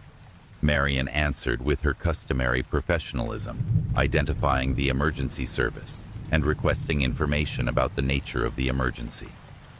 The voice that responded was elderly, male, and unfamiliar to Marion, despite her extensive knowledge of the community. "This is Thomas Blackwood in room 237 at Pinewood," the caller stated, his voice remarkably steady. "I need to report a murder. It's going to happen tonight." Marion immediately entered the information into the system while continuing the conversation. "Sir, can you clarify? Has someone been harmed, or are you reporting a threat?" "Neither yet," Thomas replied. "The murder will occur at approximately 3:00 a.m. The victim will be Nurse Catherine Miller. The perpetrator will be Dr. James Wilson. He's planning to administer a lethal dose of potassium chloride during her break. It will appear to be a heart attack." The clinical precision of the caller's statement was disturbing. Marion signaled to her colleague, Robert Turner, who handled administrative communications during the night shift. He immediately began coordinating with the on-duty patrol officer to respond to the facility. "Mr. Blackwood, how do you know about this plan?" Marion asked, keeping her voice even while continuing to document the call. "Because Dr. Wilson discussed it with me," Thomas replied calmly. "He believes I'm suffering from advanced dementia and won't remember or be believed if I report it. He's been systematically eliminating staff members who have questioned his unauthorized medication protocols. Nurse Miller discovered discrepancies in the medication logs yesterday." Marion continued gathering information while Officer Patricia Landry was dispatched to the facility. The caller provided specific details about Dr. Wilson's planned method, the location where the murder would occur, and even the exact medication cart that contained the potassium chloride solution. 20 minutes later, Officer Landry reported from Pinewood. Her initial assessment contradicted the caller's information in several concerning ways. First, there was no room 237 at the facility. The building only had 180 rooms. Second, no resident named Thomas Blackwood was currently registered. Third, while there was indeed a Nurse Catherine Miller on the overnight staff, there was no Dr. James Wilson affiliated with the facility. The medical director was Dr. Anna Reynolds, who was not on site during overnight hours. Officer Landry spoke with the night supervisor, conducted a security sweep of the facility, and interviewed Nurse Miller, who confirmed she had not identified any medication discrepancies and had no concerns about her safety.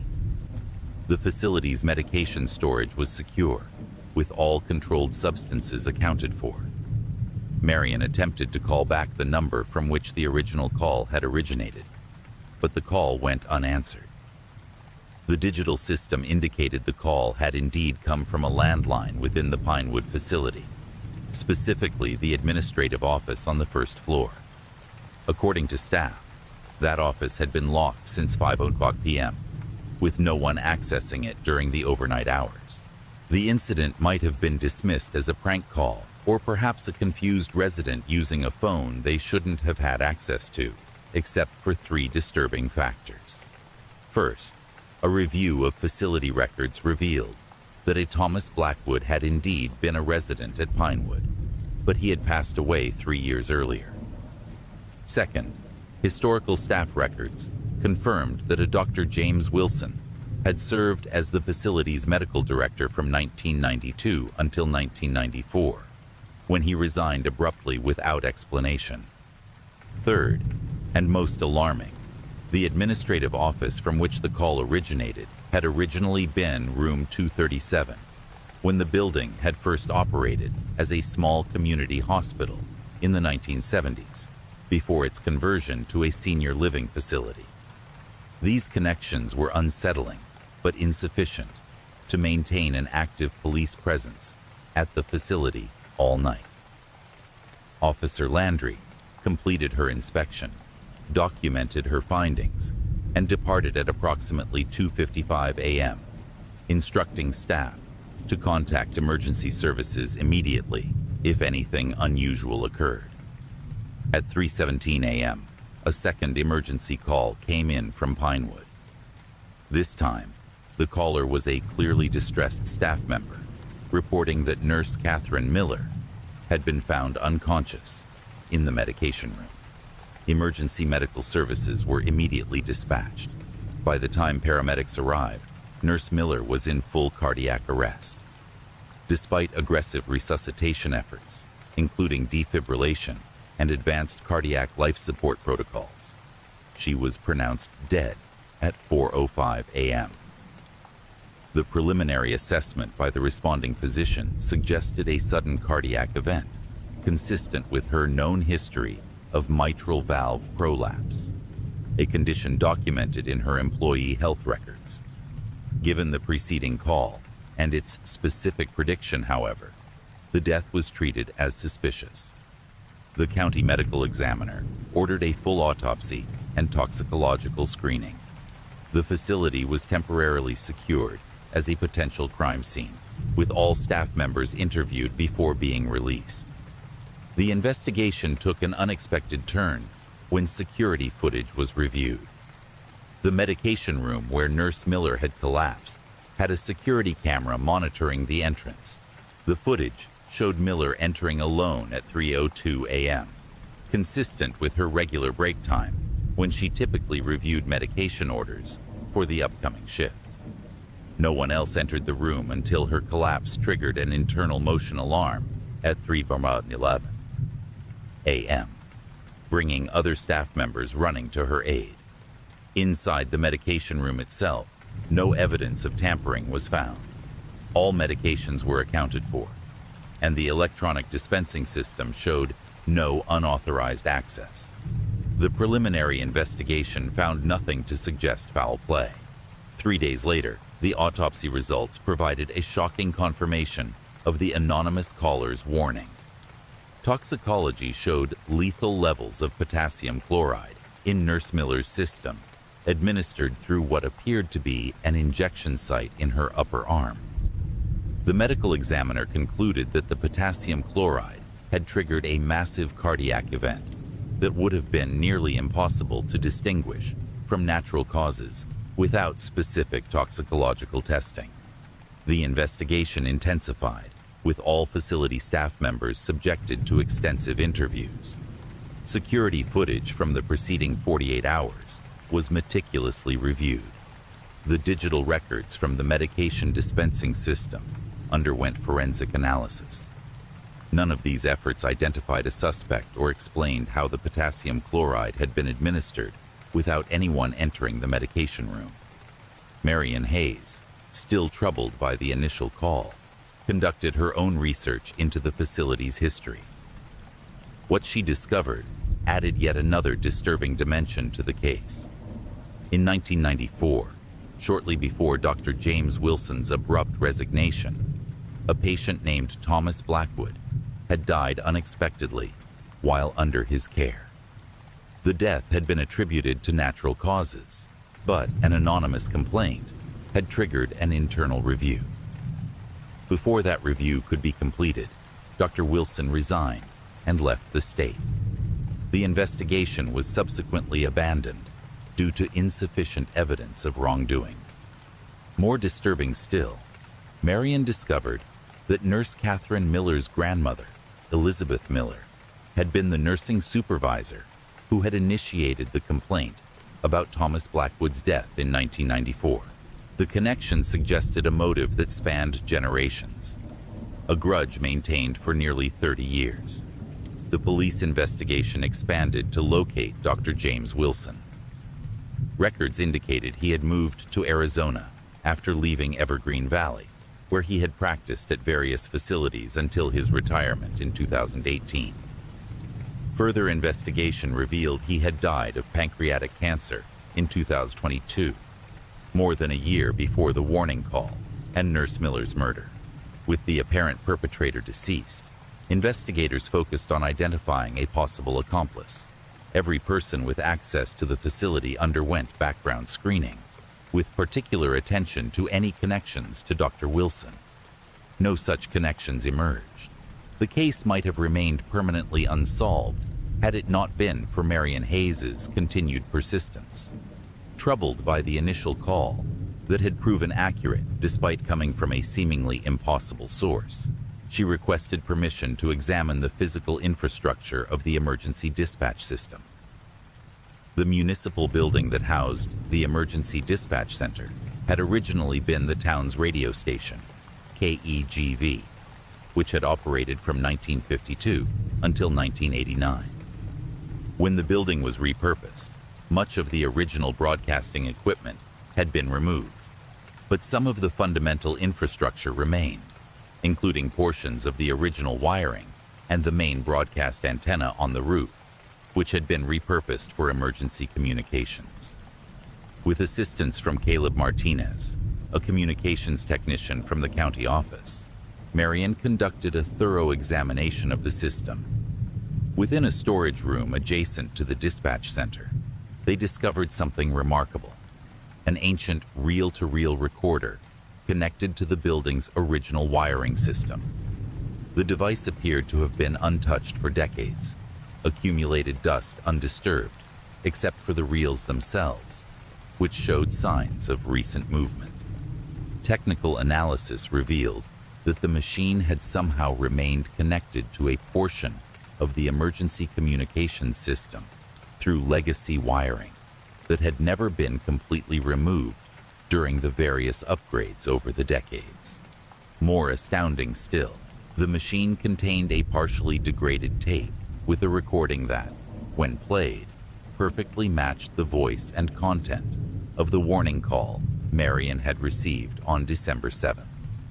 Forensic audio analysis determined that the recording had been made in 1994, shortly before Dr. Wilson's resignation.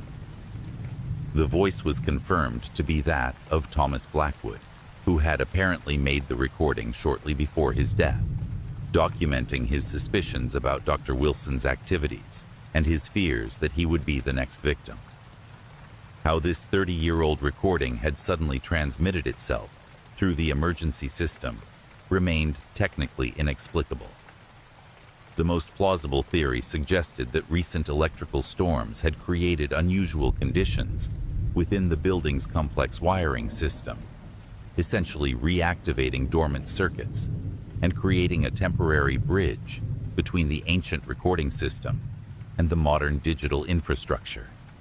This explanation, however, did nothing to address the recording's predictive content, its specific warning about a murder that would occur 30 years in the future, naming a victim who hadn't even been born when the recording was made.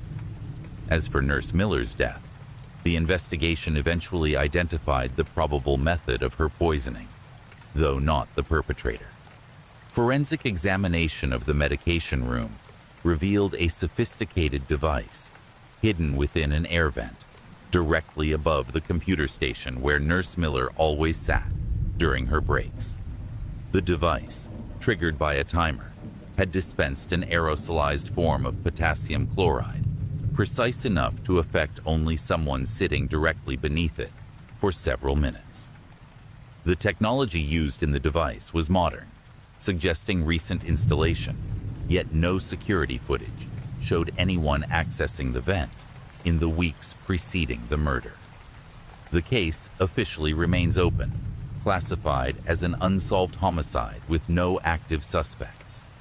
Unofficially, it has become part of Evergreen Valley's dark folklore, a story of a murder predicted from beyond the grave, a 30-year-old message somehow transmitted through time to warn of a danger no one could have anticipated. For Marion Hayes, the experience fundamentally changed her relationship with her profession. The dispatch center was renovated, all legacy wiring removed, and the building's electrical system completely modernized. The ancient reel-to-reel recorder was preserved as evidence, though it never again activated or showed any signs of functionality. Marion continues to serve as the night shift dispatcher, maintaining the Hayes family tradition.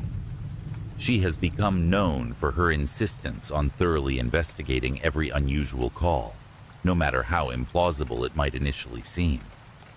Her colleagues attribute this to professional diligence. Marion knows differently. Every night at 2:14 a.m., she conducts a brief system check, a procedure not required by protocol, but one she never fails to perform. She sends a simple diagnostic signal through the system, a pulse that verifies all components are functioning normally. Most nights, the system responds as expected, but occasionally, very rarely, the signal returns with a slight delay, as though it has traveled a greater distance than the confines of the municipal building's wiring would allow. On those nights, Marion places a note beside her console, a reminder written in her father's handwriting that she found among his personal effects after his passing. Time is not linear in matters of justice. Some calls travel further than others to reach us. The recording from Thomas Blackwood remains in evidence storage, its message delivered 3 decades after it was created, its warning simultaneously too late and exactly on time. The technical explanation for its transmission through the emergency system remains inadequate, a matter of electrical anomalies and legacy infrastructure. The more disturbing question, how a dying man in 1994 could possibly have known the specific details of a murder that would occur in 2023, remains unanswered. Perhaps most unsettling is the final section of Blackwood's recording, discovered when the entire tape was carefully restored by forensic audio specialists.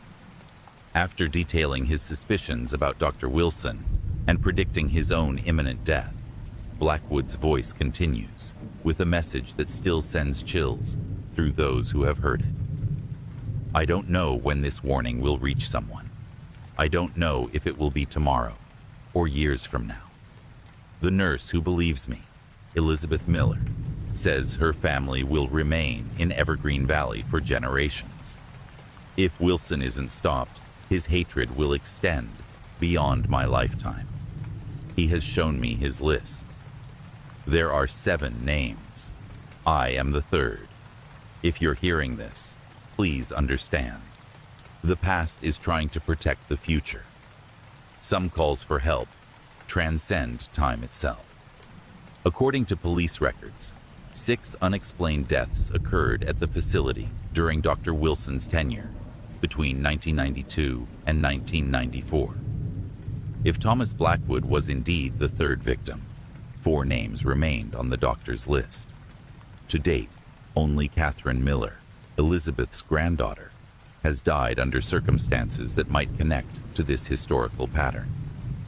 The Emergency Dispatch Center in Evergreen Valley continues its operations with upgraded equipment and enhanced security protocols. Every dispatcher receives specific training about the incident, instructed to treat all calls with equal seriousness, regardless of how impossible their content might initially appear. They learn about Thomas Blackwood and Catherine Miller, about messages across time and warnings that arrived too late, yet precisely on schedule. Most importantly, they learn Marion Hayes' fundamental principle of emergency response, now codified in the center's official training manual. The distance between a call for help and its answer is not always measured in miles or minutes. Sometimes it spans decades. Our duty remains the same: to listen, to believe, and to respond, no matter when or how the call reaches us. Thank you for joining our journey through the night. If you've made it to this point in our collection of spine-chilling 911 emergency call stories, I want to express my sincere gratitude for your time and attention. These narratives have taken us through abandoned attics, mysterious highways, temporal anomalies, and technological nightmares, each exploring different dimensions of fear that can manifest when someone reaches out for help in their darkest hour. Creating these stories was an exercise in examining what makes emergency situations truly terrifying. The vulnerability of being alone when danger strikes, the desperate hope that someone will answer your call, and the unsettling possibility that the very systems designed to protect us might sometimes connect to something beyond our understanding. If any particular story resonated with you or sent a genuine chill down your spine, I'd be grateful if you would share your thoughts in the comments. Which narrative felt most authentic? Did any specific scenario tap into your personal fears? Perhaps you have your own unusual emergency call experience you'd be willing to share. Your engagement helps create a community of storytellers and listeners who appreciate the delicate art of constructing tension and dread through narrative. Each comment provides insight into what elements truly capture the human imagination when confronted with the unknown. Thank you again for experiencing these tales of emergency calls that ventured beyond the ordinary. Until next time, may your phone calls connect only to those you intend to reach, and may help always arrive when you need it most.